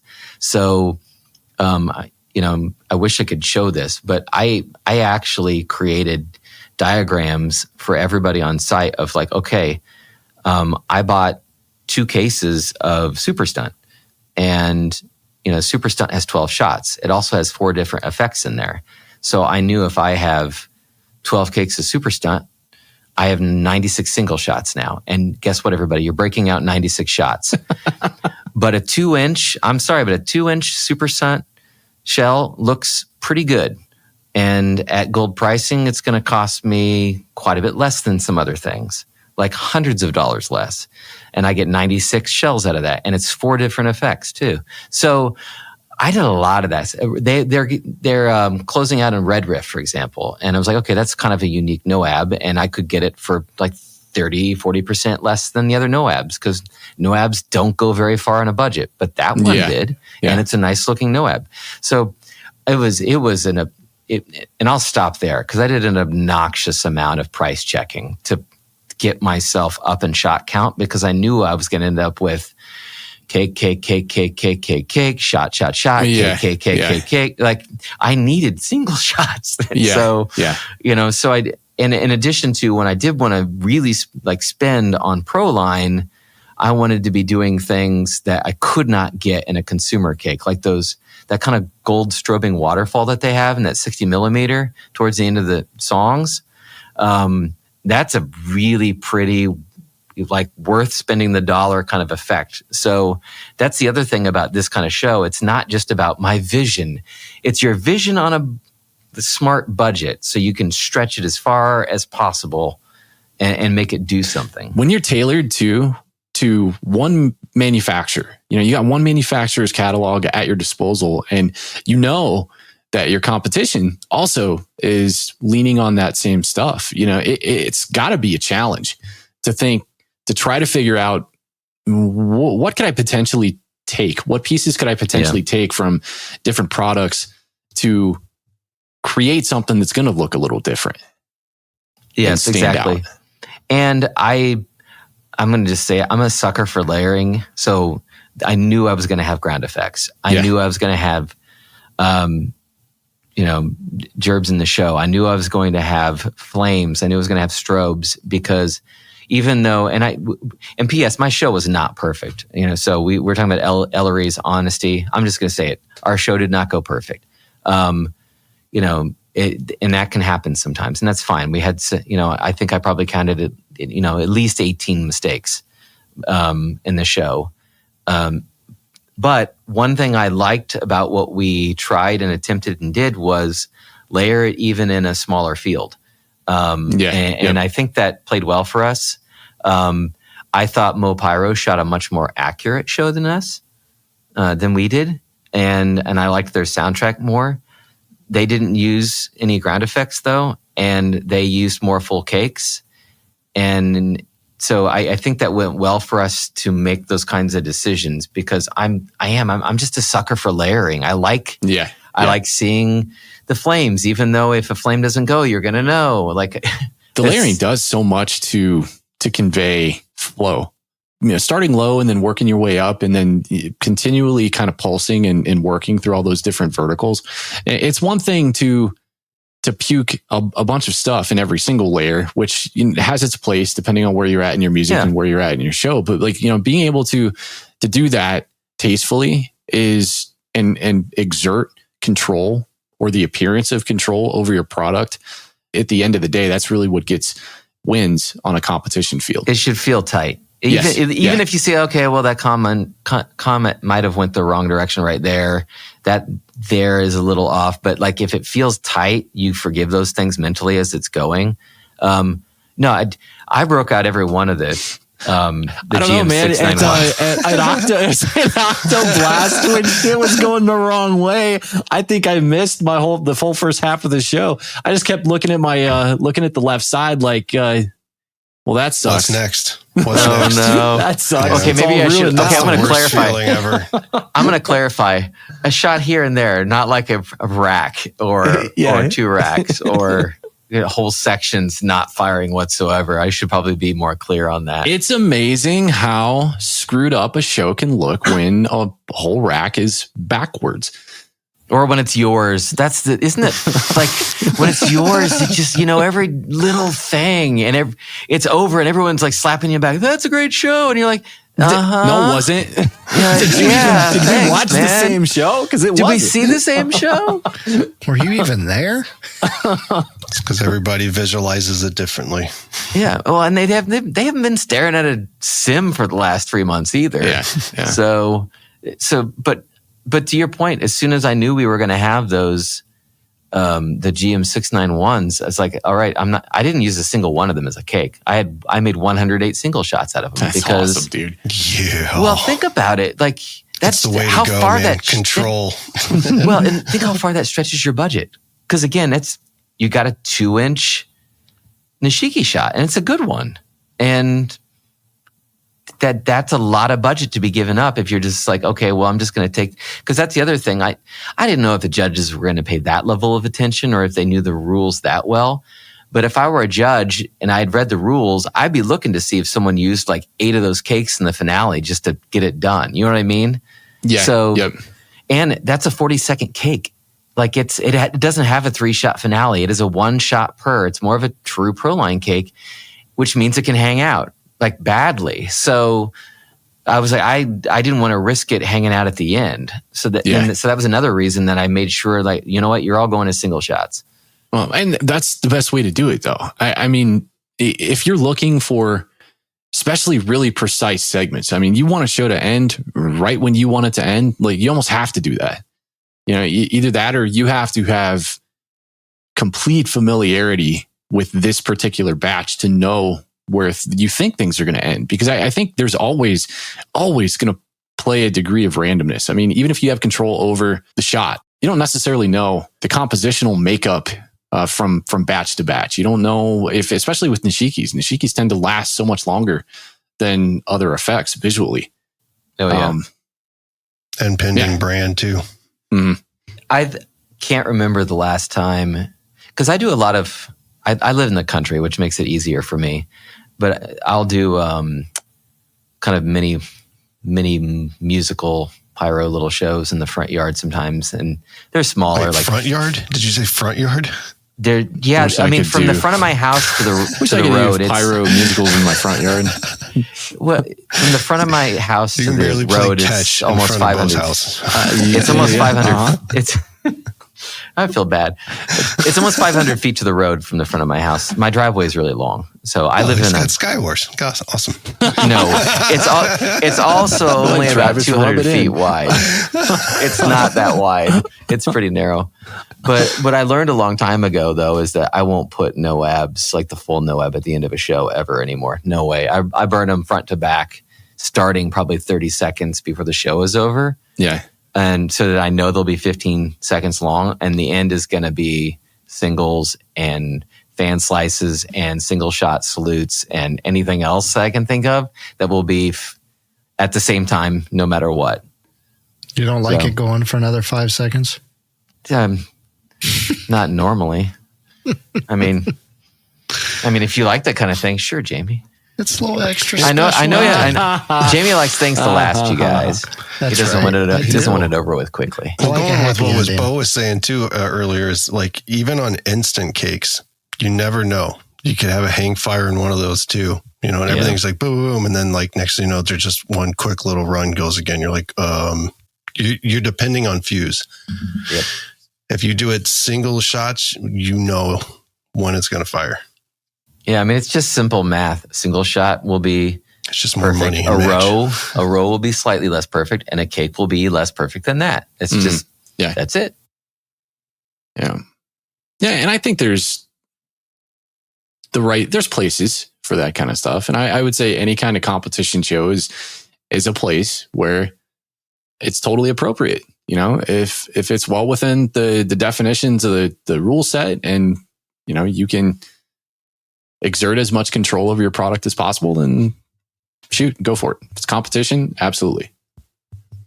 And then the nice thing about doing that kind of control is that I think you feel a little bit, at least for me, I felt more comfortable on site, even though we had a more complicated day of prep, which that was kind of fun to see. Like, you have a wrapped pallet on Friday morning at 9 a.m. and Friday at 6 p.m., 7 p.m., we had, I can't remember how many it was now, probably 27 racks that were done. And everything we had one rack to do the next morning, and we had dinner reservations. And I was like, there's no reason for us to stay here. We're going to go get something to eat. Let's go, guys. That's a really good way to ensure that you're ahead of schedule, is make a dinner reservation the night before the show or the night of the show. Guys, we got to go. That, and something else. You don't want to be that guy that doesn't show up for dinner. Exactly. Buddy. It's like, we got to go, guys. We got to eat something. You do have to pace yourself, though. I mean, we all joke about it. I mean, I did it last weekend. I mean, you saw it. I was up until 3:30 and then back up at like 6. Oh, I couldn't believe it when you popped onto Discord. I mean, I'm used to you popping onto Discord and everybody's chatting, but when you said what you had to do still, I mean, nothing diminished what I was trying. Like I'm complaining about having not even started on my 4th of July show for the lake yet. And you're popping on Discord to chat with everybody while you're pulling product for a show that you just designed yesterday. That day that's going up tomorrow. And by tomorrow, I mean like the day after you were pulling it. But you just still stop by to say hi. You don't want to be rude. I mean, if it makes you feel any, I'm gonna listen. Honestly, you guys kept me. And you guys can watch me work. It probably looks like, I think somebody said Blair Witch because I'm in the dark for the headlamps. Walking. Yes. Like, where is he going? Slaughter a deer? I don't know. Anyway, but I'm always ready to I think see. Travis has been human trafficked. Oh no, he's been kidnapped. No, but honestly though, it kept me engaged. It kept me engaged. I was like, it kept me awake. It kept me engaged. Like, it selfishly, it helped me stay mentally with it because when it gets quiet and it's dark and it's like 3 a.m. and you're like standing there like trying to see codes still. There was one stupid cake I could not just see in there. After like 10 minutes, I was like, I'm going in and going to bed. The next morning, I went straight back out there, looked, I'm like, it is staring at me in the face. It's like, that's when you know you need to take a nap. But that's not what we needed to do at the first shoot. I'm like, this is not necessary. There's no reason to hurt ourselves. Let's just go to dinner and call it. We'll be back tomorrow morning. It's just not something we have to do. The other thing that was kind of interesting that I wanted to try that I had not done before was that role of delegation, because I think that's hard for people to do when you've been doing a lot of it on your own for a long time. Mm-hmm. And I wanted to make sure I was just going station to station to station to station. I would go to Fletcher and ask him about mods. And then I would go to, Richie and Mike. And I should probably say, thank you, Jessica, Curtis, Justin, Keith, Sean, Ashley, Richie, Glenn, Mike, and anybody else I'm forgetting that came Friday. That's who I can remember off the top of my head. But like, I would just go station to station. Like, do you have any questions? Because as you know, the show is mostly in your head, even though they have maybe a shoot Bible in front of them. Ooh, have you ever done that when you visibly see someone making a mistake and you walk up to a position, stare at the mistake and say, do you have any questions for me? Wait, who did that to you? Nobody did. I just figured that'd be very funny. I feel like he's talking about AJ right now or something. No. Do you have any questions? No. Because AJ just come over and say, move. No, that was Jim's job. Was the one that do like this. That was Jim. Whoa! Yeah, got found another one. Who did this? Who did but what this? I didn't want to. What you don't want to do is become that person who's like, "Well, I'm going to run to Lowe's or Home Depot because we're out of that one thing because I don't trust someone else to get it," and then you're off your shoot site for half the day, and they're like, "Where did he go?" That's my dad. We don't have duct tape or something. He's got to go to the Gorilla Tape delegate or any kind of tape, whatever anybody can do. Where's Brett? We gave him, I don't know, somebody sent him to get masking tape 4.5 hours ago. Well, isn't Lowe's like 15 minutes away? Yeah, God knows where he is. Travis, has anybody ever given you grief for putting him on some kind of duty? After the show, after the show, or after the show, like, because I know Jamie had a gripe. I don't know if he's told you about on 62 millimeter duty. He didn't like that very much. I don't think anybody's ever given me grief. I know it's everybody looks at you and says, "Thank you, sir. May I have another job?" I don't think I've ever been given grief. Wait, have another what? Excuse me, sir. May I have another job that I don't like? Medusa duty. Oh my gosh, I was just about to do that. Medusa. Could be way less sexy. You could be working with just like old school wooden racks, Jamie. And that's boring. Yeah. Get Medusa duty. You really got to put your elbow into turning that. But that there's nut. a thing about Medusa duty when, he's like, well, you were on wheel duty. This is a shoot site. You were Do you on see wheel that duty. Tree over there by the porta potty? There's nobody. That's where you're going to set up Medusas. My God.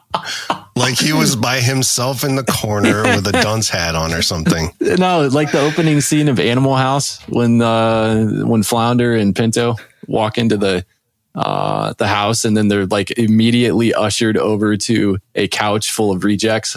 Like this is, perhaps you've met Jugless and Douglas and what are you talking about? Every one of those 62s matters. Well, no. The 62s, you set them up in the tent and you're like, yeah, everybody's having a good time. We're 10 feet away. And then immediately the cool tent moved. And then Jamie was stuck doing Medusa duty with Richard and Amber, which I think that's good company. To be honest. Was. And Robert. Here's the thing. See, he acts like he was alone doing it all by himself. One man. Imagine, here's the thing though, if you wouldn't have done Medusa duty, it wouldn't become this never ending running joke for the last year. Precisely. All right. I guess my question was, do you also find it hard to delegate that? Like go and tell people, here's what I want you to do kind of thing? I don't. I try to be very, very about the task. I don't try to be hey, you're going to do this because I told you to. I walk up and like, this is what we're going to accomplish together. And I'm like, this is the task. Let's do this and this. Do you have any questions? I try to make it about the thing we're looking at. And again, a lot of that comes down to having really kind, happy help. I'm like, if I'm on someone else's show, my mentality is I'm not here to do it the way I think I should. Mm-hmm. I'm here to do it the way you want to do it, unless I see a safety issue or something that could cause a problem in their show. Otherwise, it's like, you know what? You don't like U-Haul tape? Fine, we won't use U-Haul tape. I'd use U-Haul tape, but if it works, it works. And then you're off and running. And again, a lot of it does come down to who's working with you. And everyone who showed up on that Friday was super willing to help, including people who knew a lot more than me, by the way. I mean, people like Keith Warren or like Richie Bryson, who have been doing this a lot longer than I have. And they're like, all right, what are we doing today? And I really appreciate that because, I know they'll probably improve on things as we go, but they're in a lot of ways like me, where it's like, all right, I'm here to work on, yes, a KCAP show, but I didn't script it. I don't know where this stuff necessarily goes beyond the instructions sitting in front of me. What do we want to do together? And I don't really have I don't want to tell somebody what to do issue, mostly because I try really hard to be nice about it. Well, you guys are like the fact that, KCAP as a whole is... It's like a Borg cube.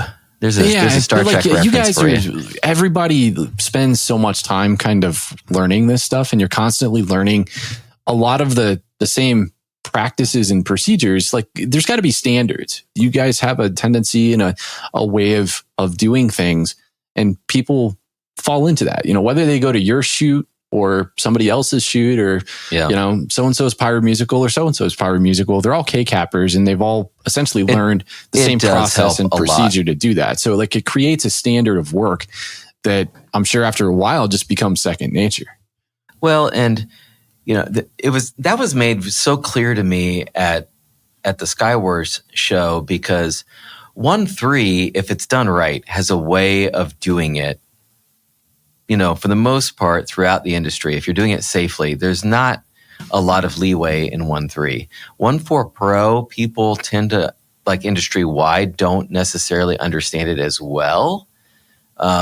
Even down to simple things like, well, do we want to slip sheet something? Like the fan slices and so on. So, but we do so much of that kind of thing. And we're also very fortunate. We have so many of those K-racks too. And Craigco racks and so on. So that also makes it simpler, where we have a lot of standardized equipment. Yeah. Because when you have standardized equipment, it makes it easier to rack things too. So, I mean, I drew up a diagram because I don't have Finale Pro. I use Hobbyist. And so I don't have some of the advanced racking features, but I know how many racks are in the club. There's a lot. And I knew if I could just make a few simple asks, these are the kinds of racks that would show up, and it would make it simpler to just go, because it's partially the people, it's partially the attitude. It's also partially access to consistent equipment to make that thing happen too. Yeah. Do you do sub-positioning? Sub-positioning in the sense that with the K-Racks and the Kraco racks, like all of those get their own channel. How many shots are the K-Racks? It depends. There are 18, 24, and 36 okay. All right. Racks. On the Skywars show, Donnie created the most insane plan. I don't know how many trees that guy killed. Printing. A lot of trees died for the sake of that show. Mine was a little looser because it was more of a, it's a little bit more of a down and dirty volunteer day. So it wasn't as detailed, and it was a little easier to quote unquote throw equipment at it, if that makes sense. And quite honestly, I had 785 cues in the show. Which again, it's not tiny, it's not big, it's kind of a middle of the road size show. But with so many positions, there were not going to be that many racks and that many mods at each position. Yeah. I mean, I don't think there were more than 3 racks at any one position because of the amount of positions. Yeah. Yeah. But that was fun. How do you push yourself to continue to progress? And I guess this spans technically and creatively. I'm really interested in, creatively.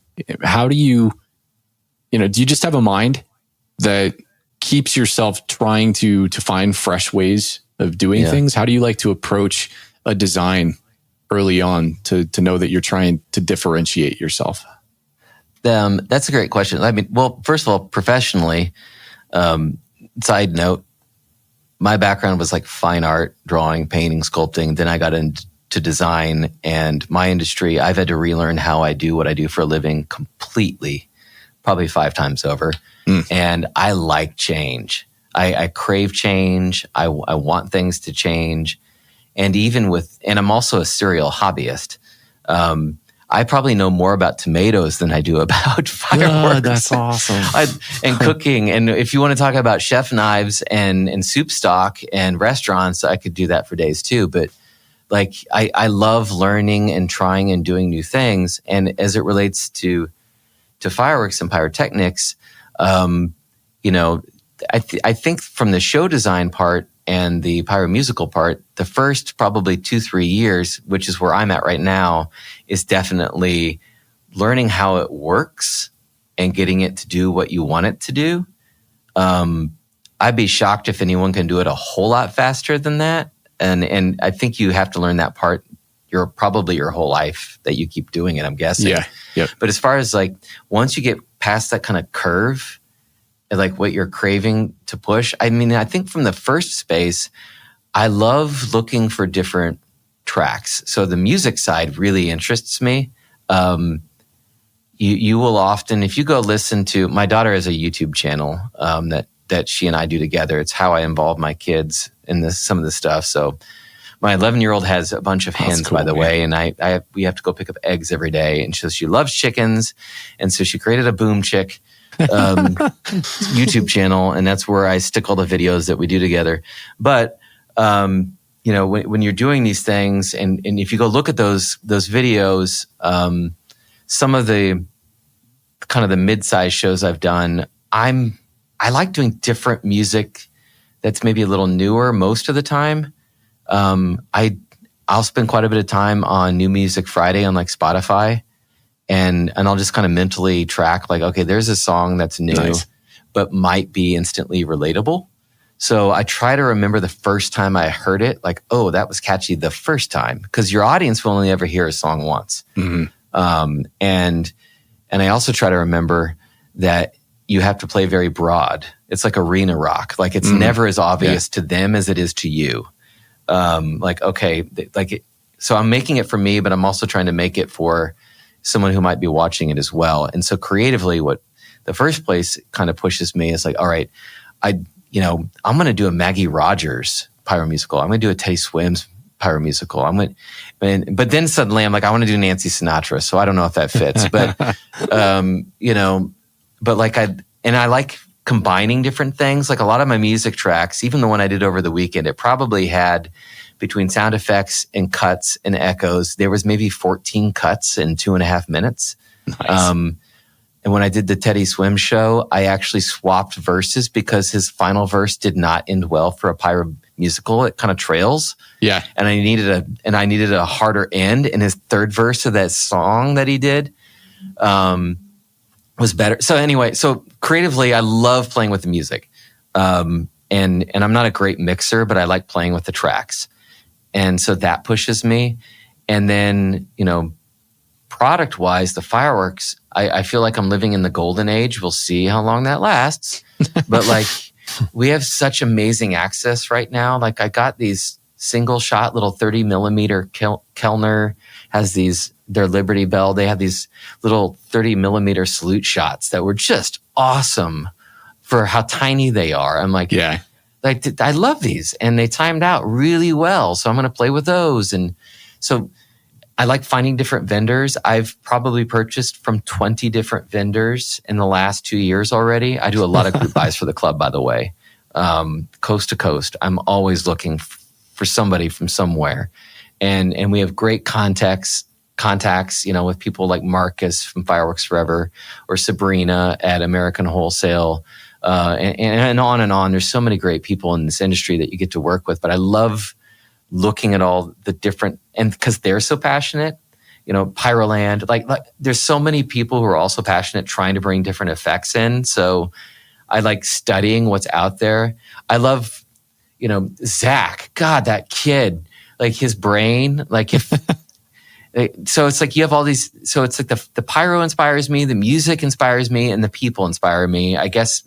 And the vendors and partners that you work with, they're kind of those spaces that I'm kind of pulling in from right now. At some point, I'll probably move into more things like, well, what if I got a lift? What if I did more with fireballs? What if I did? Because I can make anything.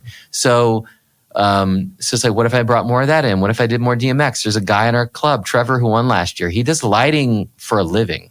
Like he's a show guy. Nice. And he's very unimpressed with anything we do. And so it's like, what if we could get more of the systems they use for actual shows to work better for what we do? Because our DMX is like not what the shows do. So like, what if we got that in? So maybe that's a 2.0, but right now I'm very happy just trying not to screw things up. Yeah. You're right, man. It's been super enabling kind of living in the present, because rewinding umpteen years ago, the space to draw product from really wasn't this profound. You can almost go out and pull product with really cool new different effects and not really put yourself in that box anymore. It was a lot harder for me to pull myself out of that box, but that was really just because I wasn't really kind of expanding my mind and going to a lot of these different vendors and looking for different stuff, but it totally exists. And, especially with the creation of so many new pro lines and just consumer lines in general, like there's so much innovation from these companies, like you said, to bring in new product that it's been really healthy for us. Yeah. My window is so much narrower than what you gentlemen have experienced as far as your years around this. So I only look at this and say, I feel like this is about as wide as it's been. I mean, man, you're right. The amount of pro lines right now, it's crazy. The things that you have access to, which is why I'm picking up as much of it as I can without making problems at home right now. That last part's pretty important. It's very important. I love it, man. Well, I wish I lived closer, because I would for sure jump in on some group buys. Past number of years, I've learned that there are some benefit in holding some product. So yeah. Just thought, like the show I did over the weekend, that was I keep, my inventory, walk into the darkness way out there in the field into storage. For the wife doesn't see it. We're going to do this. You know what? I was trying to figure out, I got to put this somewhere. I am married to like one of the greatest pyro wives of all time. Like 2:30 in the morning after Skywars is done, she's on the other side of like, 6-inch racks, loading them with, there's a gentleman named Dan Bray in our club who you may not know.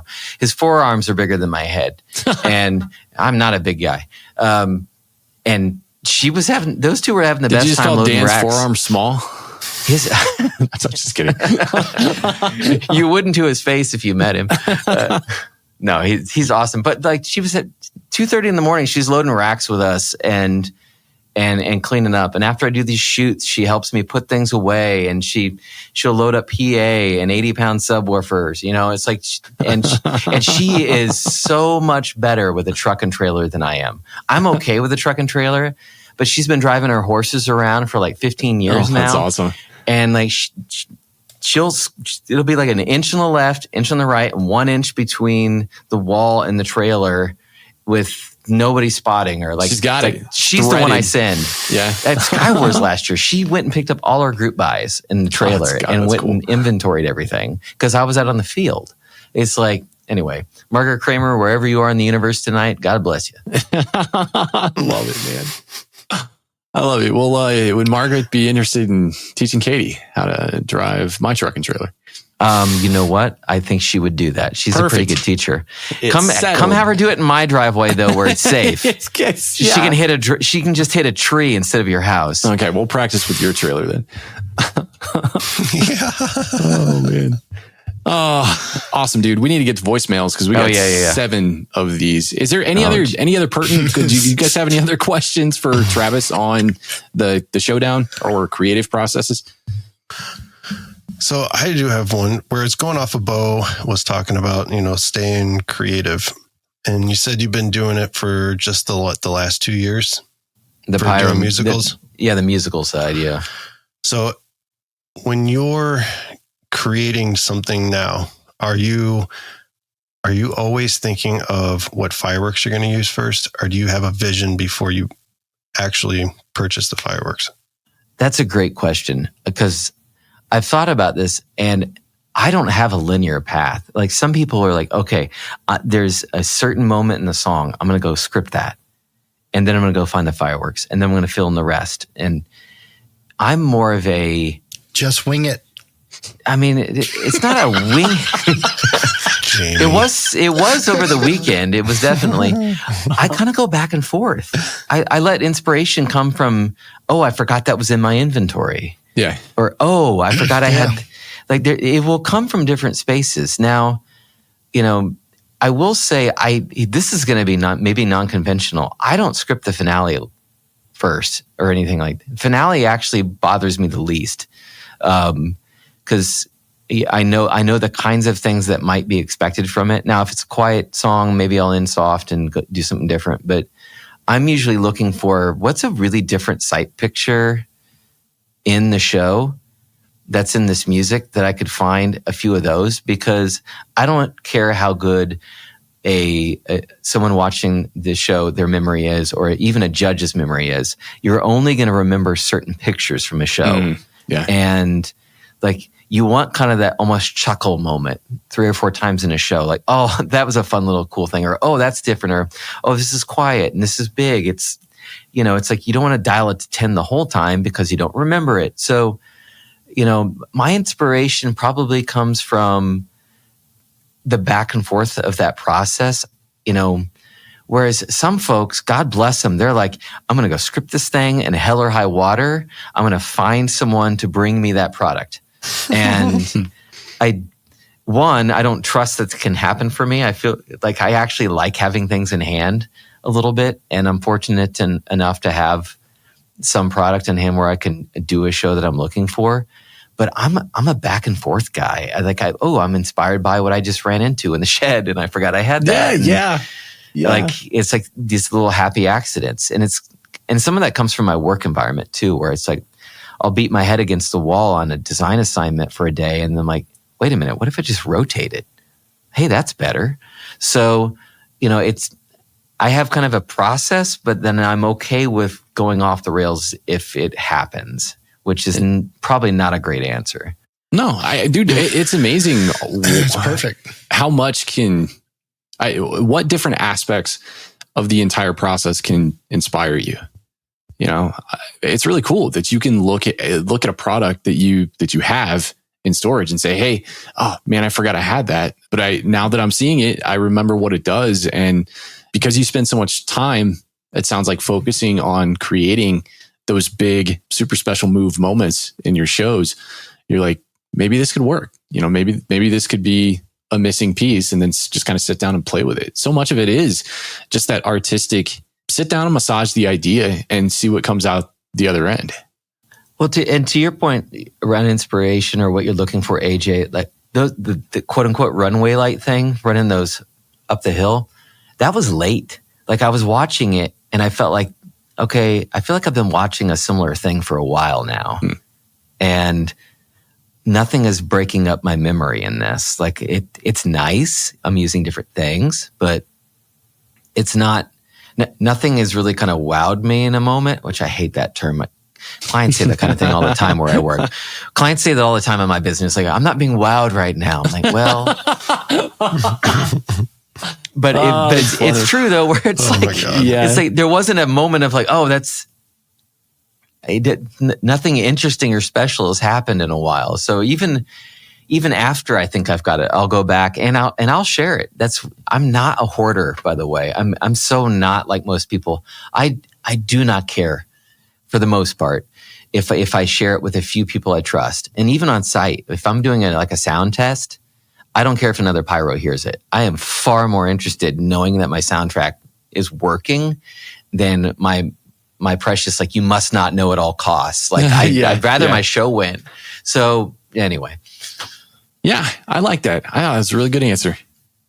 Because it's just creative. And, for the marketing thing, you probably know this, but I'm a big fan of the old Doritos commercials. So if you just do them all like that all the time, then that's a lot of wow moments.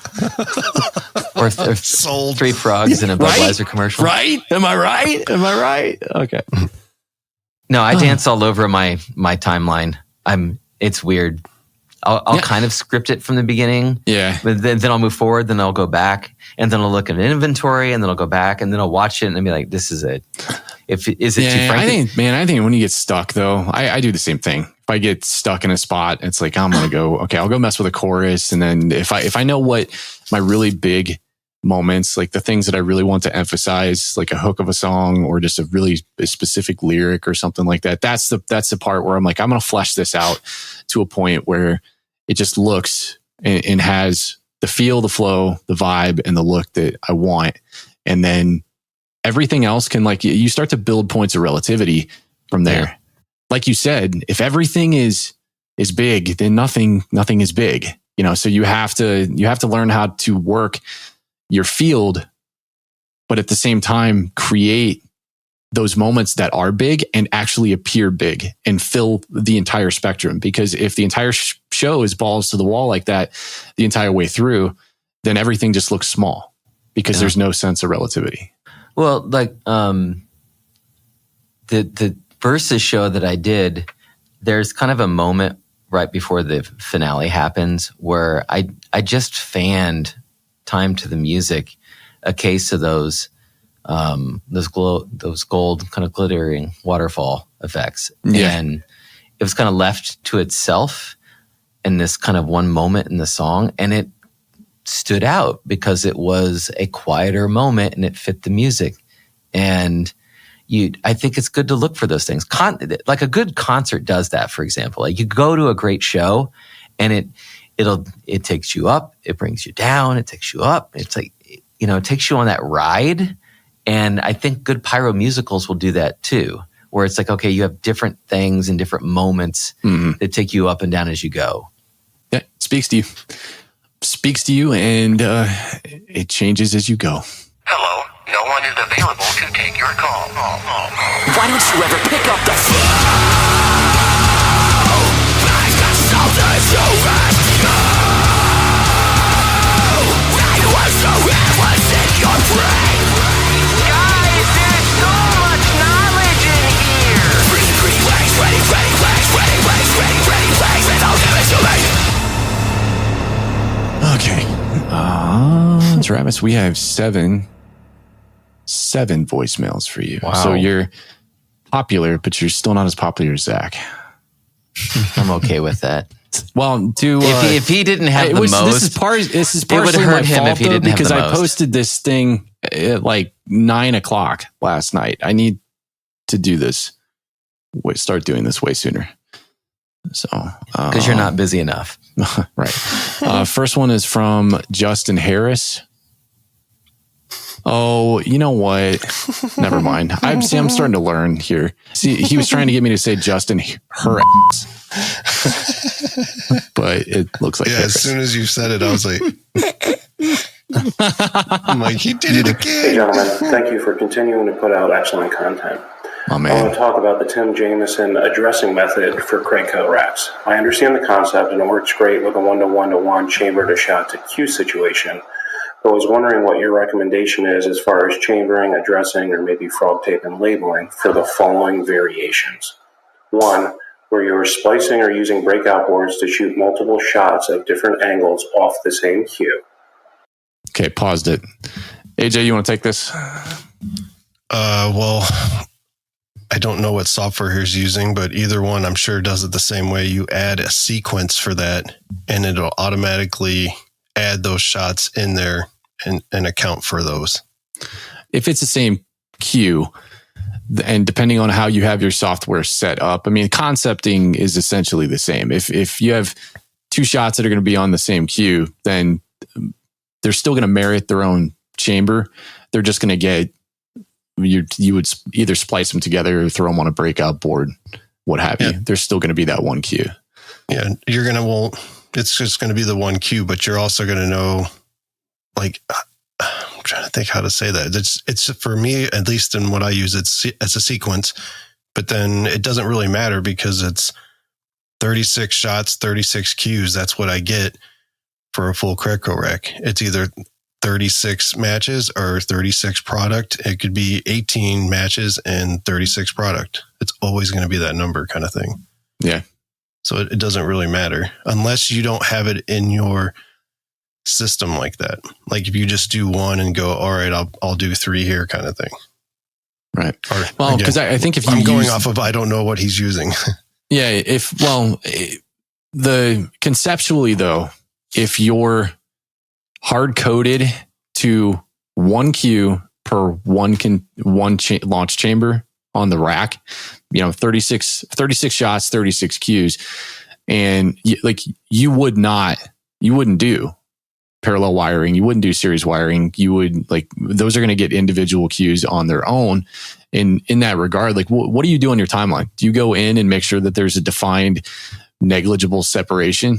So you're either not in violation of your battery, or you're not even worried about it as far as your limitations on the firing system. To be honest with you, I've found a few of them and fixed a few, but other than that, I've just kind of just let it go.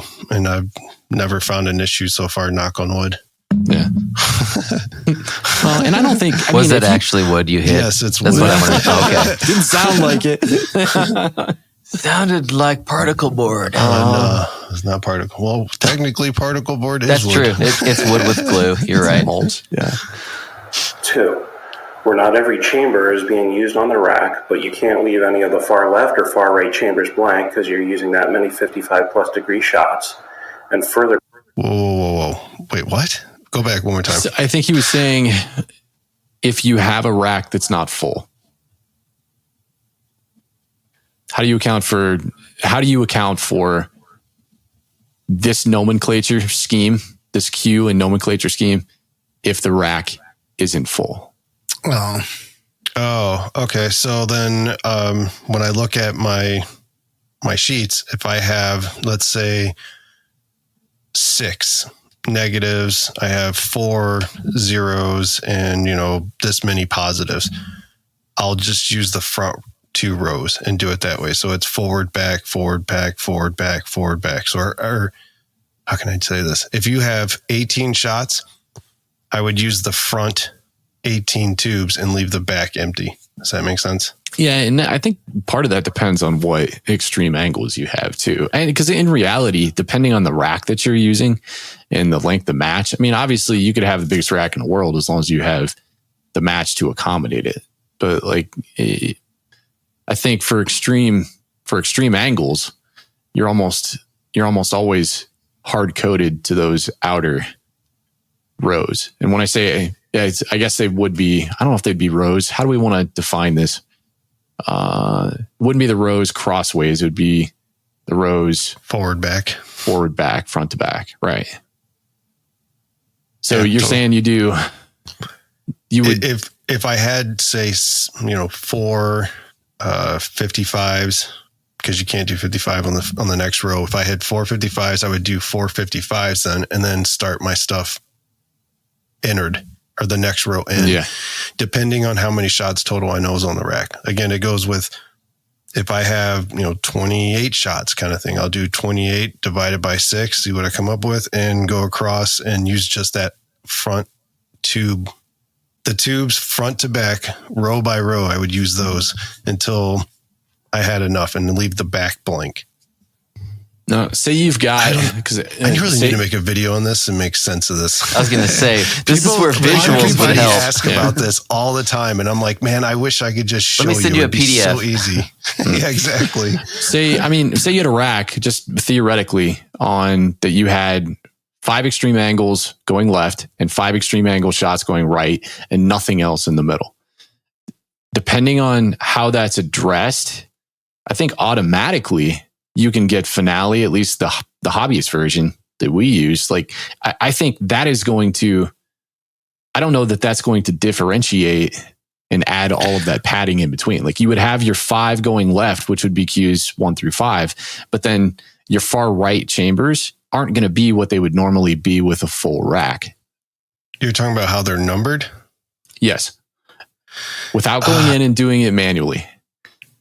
Because I know if you're on Finale Pro, you can get blueprints that will do that and that will hard code each one of those chambers. So like, you would essentially get a cue report that all of the 5 shots going left would get, say cues 1 through 5.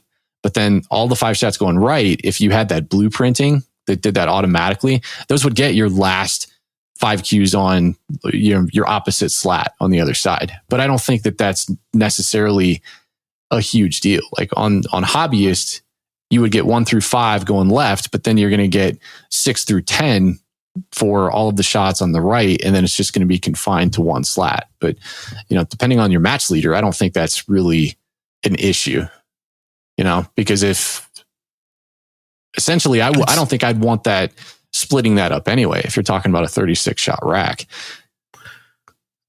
Yeah, I mean, it's all dependent on what racks you're using and how you're addressing it in the show. Like Finale, I grab all my angles and put them in order, and then I set it that way manually. So that's the only shots in that rack. And then when I address it, it's 1, 2, 3, 4, 5, 6, 7, 8, 9, 10. Yeah, I think this methodology for limited users, and when I say limited user, I'm talking about myself, like on hobbyist, without going in and doing a bunch of manual work. You can set Finale to do the rack nomenclature if the rack is full, and you can get, you'll get your 2 separate 18 shot slats worth of cues, and then they'll number themselves accordingly based on chamber, depending on how you set your stuff. But where things start to get hairy, I think, is when you have open shot spaces in a rack, because then it's like, Finale is going to just take that and it's going to just count from, first cue to the last cue for the most part, unless you tell it to do otherwise. But I think even telling it to do it otherwise in the hobbyist environment still isn't going to result in an optimal layout. Finale, the sub positioning, coordinating your 36 shots as much as you can in a certain way allows it to be addressed where it's not spreading across the rack dramatically. This is such a hard. Got to pay attention to it. It's a hard conversation sometimes to have because even the kind of show you're doing, like, but for example, let's say you have 85% single shots and they're all severe angles. I would address that show with a hard eye on angle versus somebody who's going to do. I mean, I don't know. It's tough not knowing software and the kind of show because you might adjust some of those things based on it. You might tilt a whole rack. I plead the fifth. It's really dependent on the case by case scenario, but and what script you're using, whether you're using Finale or ShowSim or But I feel like your answers were exceptional. Yeah. We'll see. PDF it. Call it next week if it wasn't clear. We're gonna call back next week, and it's like that sucks. You guys lost me completely.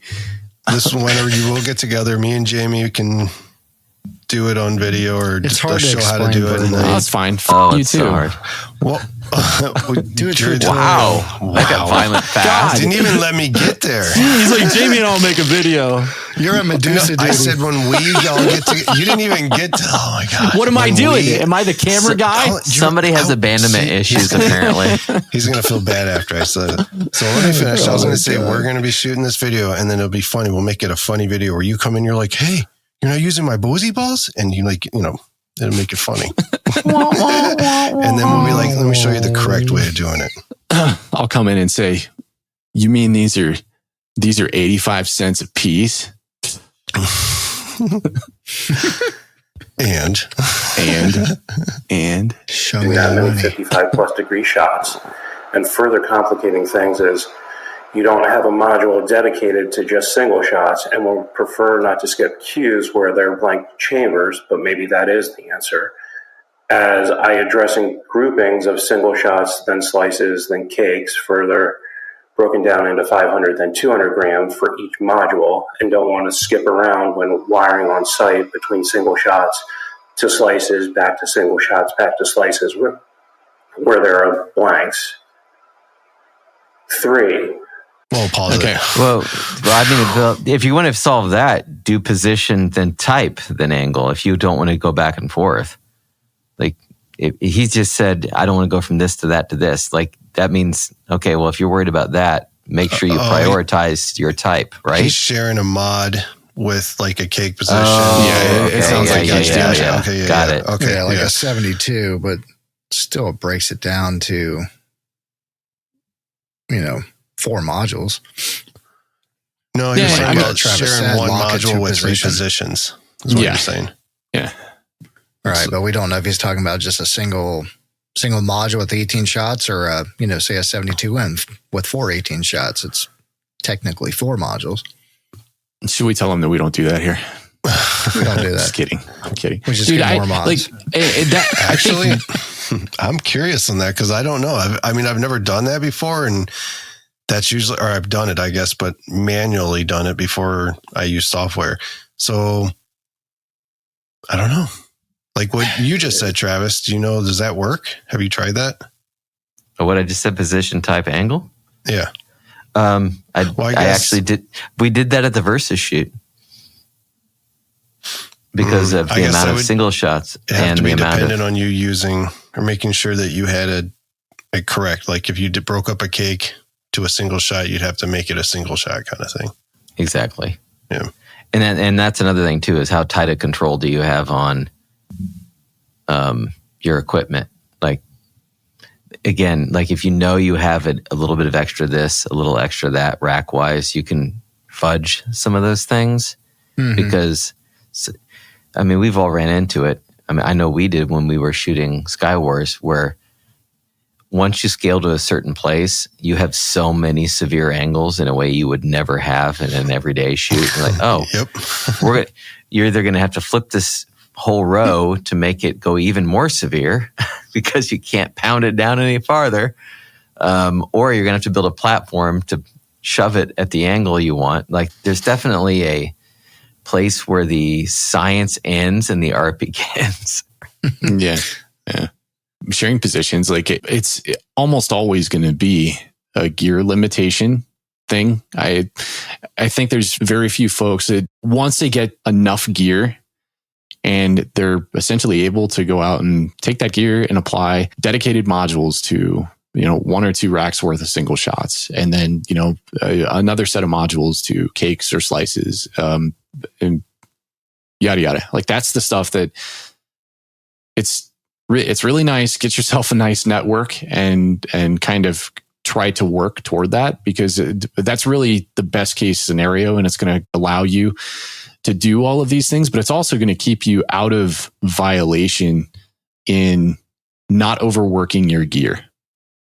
You know, if you get to a point where you're letting cues rip on one specific piece of hardware, if we're talking Cobra, you know, like I'm not going to I'll step outside my own scope here and what I know. I know Cobra, and I know that Cobra has limitations when it comes to how many cues and what kind of load it can physically handle in just firing cues in general. So if you have a ton of single shots going off and you've got a 72 that, you know, you have a couple of slats going to the single shots and another couple slats going to cakes and another couple of slats going to, or another slat going to slices, you know, you could potentially get yourself into a position where whatever power source you're using to drive that it can get overworked.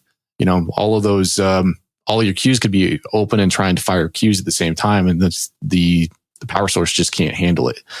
So trying to keep your resolution in check on a timeline, that's always a big deal. Now, typically you don't really get into that until you start throwing a ton of stuff up at the same time. And, you know, I like it's not a flex by any means, but you know, we've put that stuff to test, and it's really, really good. The Cobra it's taken some severe loads to get cues to not fire. So it can be done, but just be cognizant of it. And if you can divvy up your gear or fall into a stockpile of gear through a network, then that's always going to be the best way to try to tackle that. But until then, you know, obviously do what you can to kind of spread things out. Yeah, and when you're in the script too, if you're going to know you're going to share a module with 3 stations, just kind of do it by you know, just grab those 3 stations and then go by time and see if there's anything that's really close to each other. And that'll give you a good heads up of, hey, you know, I can throw this on here and I'm fine. Yeah. Because I could fire channel A, B, C, and D because none of them have something going off exactly at the same time. Yeah. Blanks. 3, where you have multiple shots in one chamber, like you talked about last week with the 22 millimeters. And lastly, any other unique situations on the racks that you have encountered and potential solutions. As always, thank you, and wishing you all and all your listeners a safe and successful season. My man. Well, multiple shots per chambers. That's how you screw it up and you make Jamie mad. Just Jamie perfect way to get sleep. Yeah. Jamie mad. That's Jamie tired. So a way I found on that makes it easy is if I find a rack that's full, I'll save all the extra 22s and make its own channel or its own station. But then I'll link it to that actual station and make it so that I double check all those numbers to make sure I have other 22s at that exact angle in that rack. And then I just split them wherever they need to go. Does that make sense? Sure. No. Perfectly.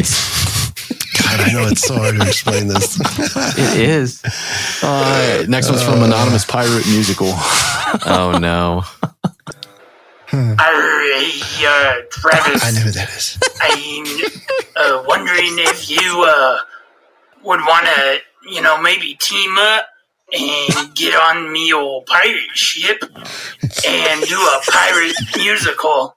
I don't even know how to begin. Like, I shoot cannons. Is that comparable?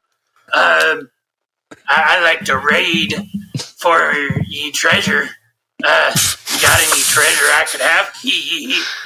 Anyway, yeah, What great is job. happening? Love the pyro musical. I mean, the pirate musical. Yeah.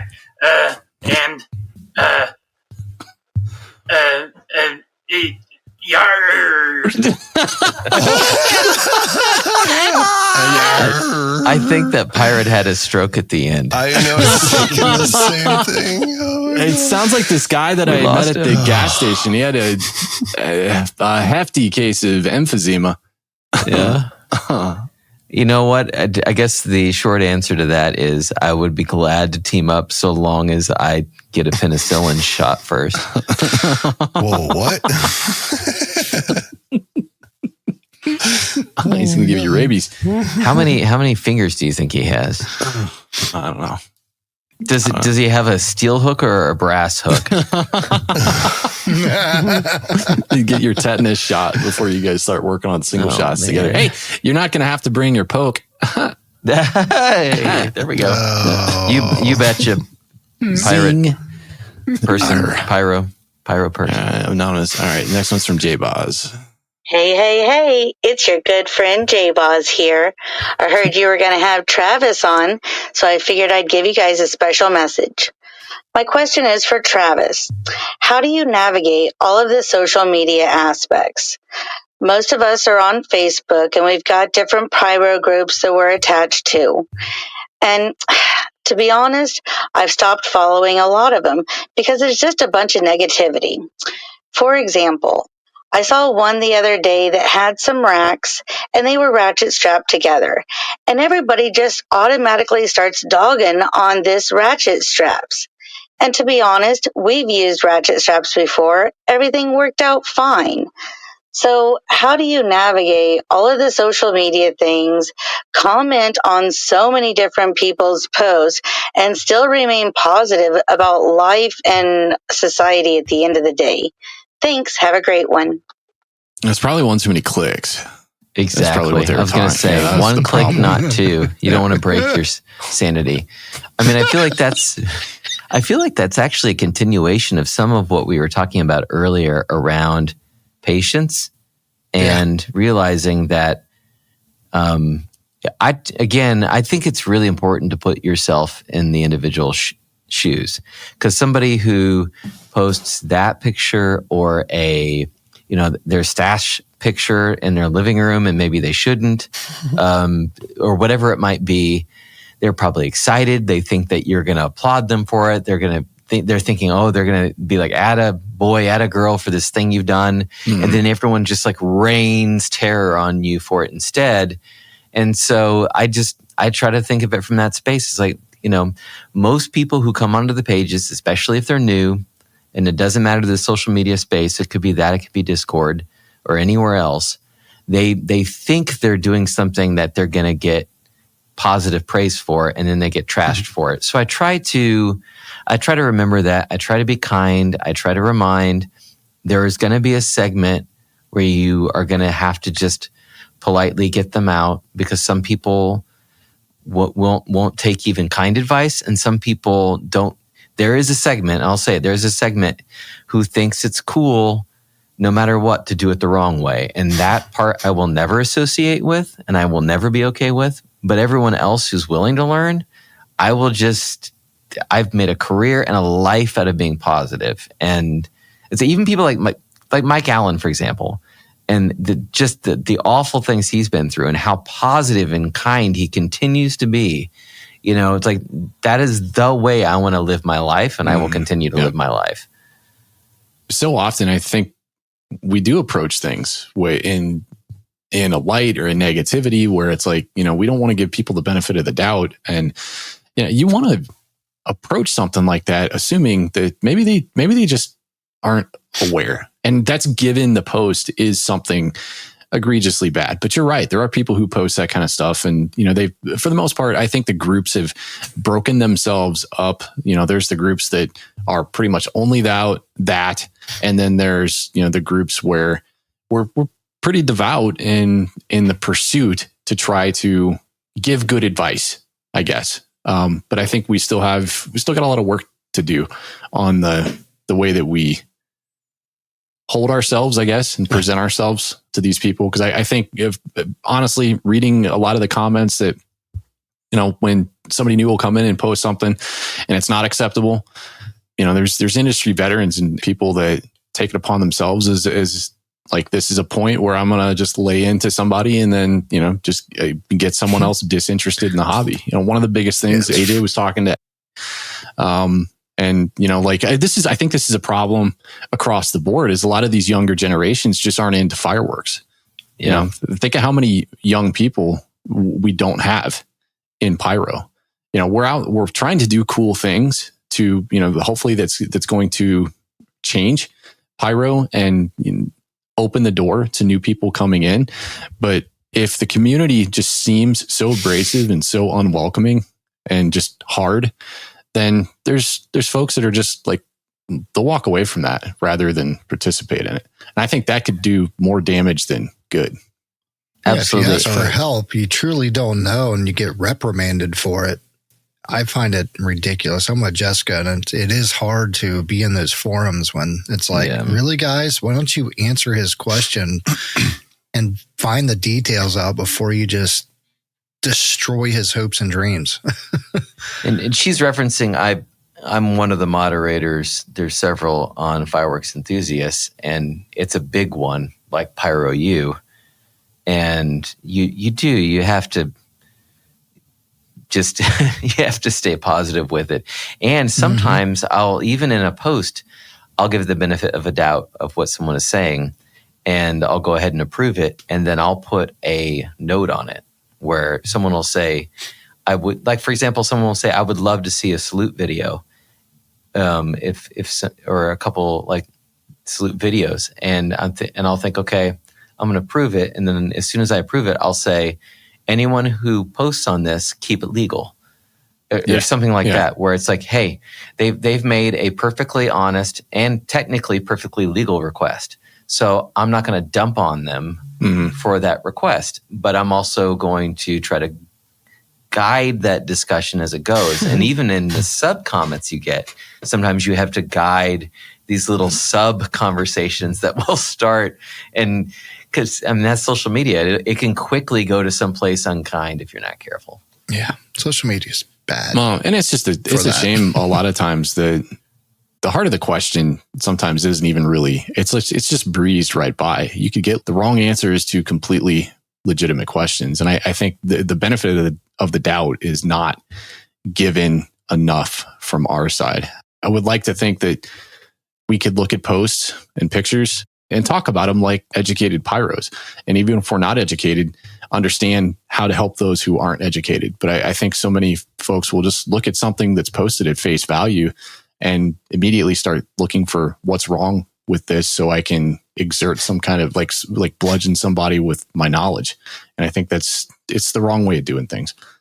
Sometimes after a question's already been answered and someone's already given a couple pieces of advice, I feel like it gets too crowded, and so I don't say anything. Because then you're like, it's getting confusing for that person. They already got two answers. Yeah, I mean, a couple people are back and forth. It's like, why add another one to your head? If you've got, if somebody gives a solid answer and there's a bunch of upvotes on that one answer, then, the original poster, looking at that, they should know, okay, there's something here. There's probably good information in this post because it's somebody answered it and there's a bunch of people that have upvoted it. So maybe that's something to pay attention to. But you're right. I think for the most part, you do get an outpouring of positive information in those too, where you'll get one post where somebody will answer the question. It's all the right things, all the right information. But then you get, 15 other people that will say essentially the same thing. And that's cool. You can have 5 people say the exact same thing, but maybe each of them has one little subsegment of additional information that, somebody can piece all of that together and make up their mind as to what the right way to approach it is. I just think there's constructiveness and then there's destructiveness. Yeah. And turning people away from the hobby that we love so much, especially one that we don't want to become more regulated and things to start dying. We need to get more people involved, and that's how to do it. Getting people all worked up and pissed off and thinking that I can't talk to these people because it's just a bunch of know-it-alls. That's negative all around. And it should be easier. It's so much easier to access information now. I mean, think about if you wanted to get into fireworks in 1981. Oh, yeah. Versus now. Mm-hmm. Like, it's put out there on a platter. Both the thing is, though, is both good and bad. So, yeah. Okay, next one's from Llama Adjacent via proxy. Wow. Is that a KCAP inside joke? Kind of. You ever heard that one before? It's a variation, yes. Okay. Good afternoon, boys. Question for Travis. I was wanting to know about your creative process regarding, do you start by scripting to the words or to the actual music?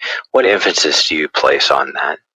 And what do you do first once you have decided on a song?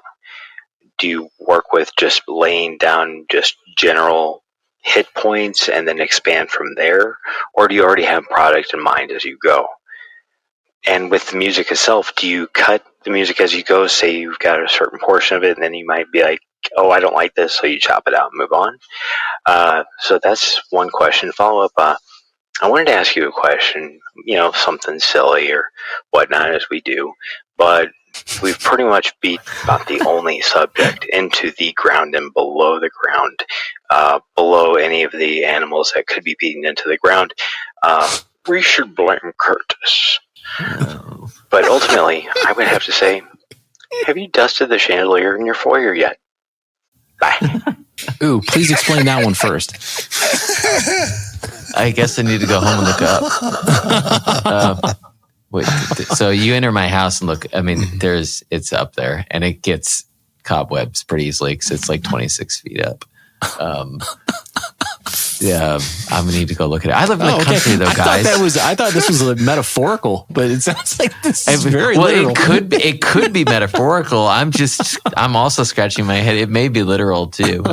You and I'm Mike sure there's Allen spiders live near each other because you guys sound like you live in the same kind of like house and land. Oh man, no. I think he lives in Kentucky. He's a Kentucky boy. Yeah, he's a Kentucky. I'm in boy. Missouri. He's in Kentucky. I mean, kindred spirits, but not the same place. You know what? I will. I'm going to go home and get my 26-foot ladder out, and yeah, he's going to post a picture on our Discord later. Gotta be with me. It's going to be me with a compound fracture. Falling off it. I tried to do it at 1 a.m. or something. Let's see. And then he had, so I think the chandelier will be fine. He had a couple other questions there. He asked about the process, which I actually think we talked a little bit about, but he did ask about the music. The music part I spent a little bit of time on, but he did mention something that I actually do. When and I'm sure you gentlemen have done this before. I can't remember if you've talked about it before.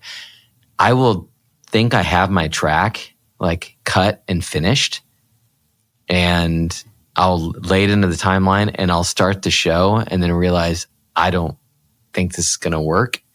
And then I will go back into Audition. I use Adobe Audition, and I go back into Audition and change things because it's not behaving the way I thought it was going to. So that kind of, I would add into my creative process as far as like, okay, what does he do with things? And I think it kind of continues that thread of I'm more than willing to be completely nonlinear with my process, where I'll start one thing and then I'll rabbit hole into something else and I'll go back to this other thing. Because if you go listen to my shows from an audio kind of space or a music space, I'll throw in things like little clips, or I'll go from like an old song to a new song to an old song. If a beat isn't hard enough, I'll pump it up somewhere. So even from a space of, I'll think a track is good enough, but it doesn't thump enough, I'll go back and play with it. And then I realized live that there's like literal fireworks over this, buddy. Why are you messing with it that much? Because you've got a salute going off in that beat too. So it's going to be fine. But yeah, I will definitely go back and mess with the audio if it doesn't feel like it's doing what I wanted it to do. It's the catalyst for the show. I mean, everything, it's quite literally the beating heart of the show. So, I mean, making sure that it feels right is super important. I'm really worried about my chandelier now. Like, wow, I've got to fix things, guys. Before you come visit me, I'm like, wait a minute, I got to get a dust rag and a ladder. Check you this open the thing door. out. There's 3 guys standing there with white gloves on, here for the test. Get like a big painter's rod or something and put like duct tape a bunch of cans of compressed air. The llama thing comes from by the way, that's from the Blind Pyro team. Because Justin Fletcher owned a bunch of pyro llamas, and so that's where the llama kind of name came from. So, anyway. Llama adjacent via proxy. Llama adjacent. I felt like there's something deep there. Thank you, Mike. All right, next one's from Inigo Montoya. You killed my father. Prepare to die. Prepare to die. I have a question for Travis. It's inconceivable that I've never asked. Do you happen to have 6 fingers on your right hand? A follow-up to that, if you were in a battle of wits against a Sicilian, where death was on the line, which cup would have the poison? And where does iocane powder come from? And finally, considering the giant products you've been a part of, and the skill at which you've handled them, would it be safe to consider you the Dread Pirate Roberts and your betrothed Buttercup? What? That was a lot of questions. There was 6 questions in that. Man. Did everybody keep track? I was too busy trying to figure it out. Where does iocane powder come from? Was it Australia? Is it? Yes. Everyone knows they're from Australia. Remember, he goes on a whole rant about Australia in the movie, I believe. And do I have 6 fingers? Yes, I do. But I lost one in a pyro accident, so I'm down to 5. Oh my God. When I was a child. It healed beautifully. Yes, you could never tell. It's perfect now. So it worked out, actually. Cheapest it didn't surgery really ever. bend anyway, so it was like a superfluous digit. I would call my wife Buttercup. Yes, she's the much better half of this operation. I'm not much of a Dread Pirate Roberts. I'm too nice. Although if I'm going to do a pyro musical with the pirate guy, maybe I should be. So we'll say yes to that one too. So pirate guy. Which cup would the poison be in? The poison would be in the one that it's in and not the one that doesn't have it. So those are my answers to, I think, most of the questions he made. Oh my God. Yes, definitely no poison in the one that doesn't have it, and the poison is in the one that does. But that's not a fair question, because it's like, what kind of cup is it? Is it a Finale 3D cup? Is it, is it a Shoshim cup? Exactly. Wow. People are leaving details out on these voicemails that we need to give good answers. All right. The next one is from C-Tan, Fred's dad. Hello. Renew your scooter warranty now. Oh boy. Or face the ultimate consequence. I will come to your house and I will burn your house down.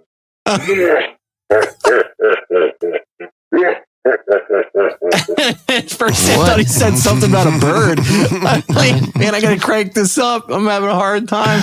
It's them scooter warranties. Here's the thing, though. It's going to work fine, because now I don't have to clean the chandelier. That's perfect. He's just going to burn your house down. Burn my house down. Why bother with the chandelier? Burn your house down. You don't need to worry about the dusty chandelier. See, this is okay. So professionally, this just proves if you wait long enough and don't handle things take care of themselves. That's right. You learned it here. If you don't up your scooter extended warranty, Satan's going to come burn your house down.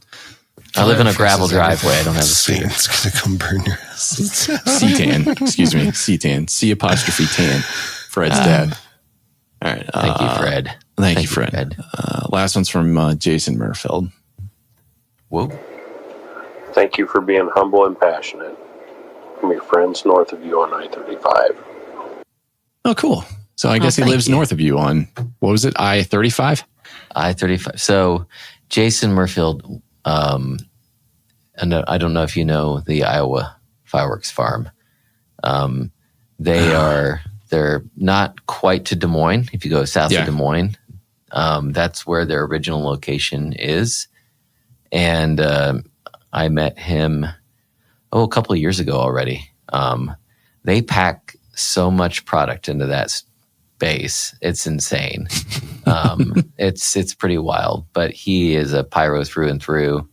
And one of the nicest pyros I've met. Super, super nice guy. And so into let me find you the best possible cake. Let me find you the best possible, if you're a consumer walking into their store shell kit, they have so many shell kits. There's like 100 different kinds of shell kits in that store. So, and they gave my daughter a ton of swag. Oh, nice. For her. So where I store I don't think I said this, where I store all my pyro, my daughter turned it into a fake retail store. And I was like, don't make this too real, because if someone shows up, they're going to think I'm selling fireworks out of my storage. Yeah. And so she's got like a 20-foot banner in there that they gave her, and it's got an open close sign. It closes at 4:58 p.m. I don't know why she put 4:58 p.m., but probably because that's when most people leave the business when it's supposed to be 5. But no, Jason's a great guy. Thanks for the shout out, Jason. That's cool. I bet that does wonders for your stash pictures, if those are still a thing. But yeah, here's my stash picture. Well, wait a minute. What are you doing? It looks like you just went to the store and took a picture. Whenever there's like a big stash picture thing going on, there's 2 things I do now. One, I either post like a black square, so like just in the dark, nothing. So that's my go-to stash picture when people do them. Or Jim Preby and I got into a stash picture war that ended with us with containers behind us. I had like 20, it was Photoshop or whatever, but I had like 30 behind me. I had like 30 behind me stacked high, and then he ended with like a ship in the ocean behind him. Which at that point I photoshopped yourself on one of those little skiffs, the pirate that was going to come steal the boat. That's another one of those things that it's like I just kind of just smile and nod a little bit, like everybody gets excited about. It's about this time of year, and then next month where everyone's like, "Hey, look at all the stuff I picked up! Look at all this money I spent!"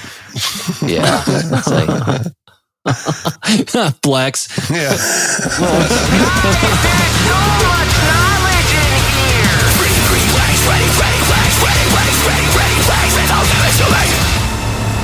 Travis Kramer from KCAP. Thank you, man. This has been long and fun and happy and positive.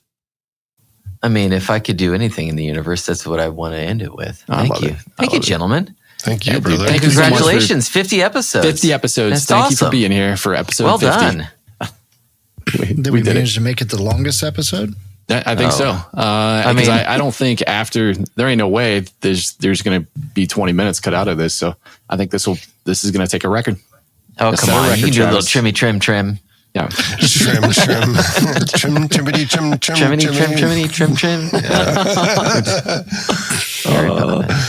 Go check us out on Patreon, patreon.com/Rhythm Pyro. Give us a follow on Facebook, Instagram, and YouTube. And I think maybe stop talking about it. Oh, yeah. You stop talking about it. Stop talking about it. My man. He knew. He did. He knew. He didn't have to say anything. Awesome.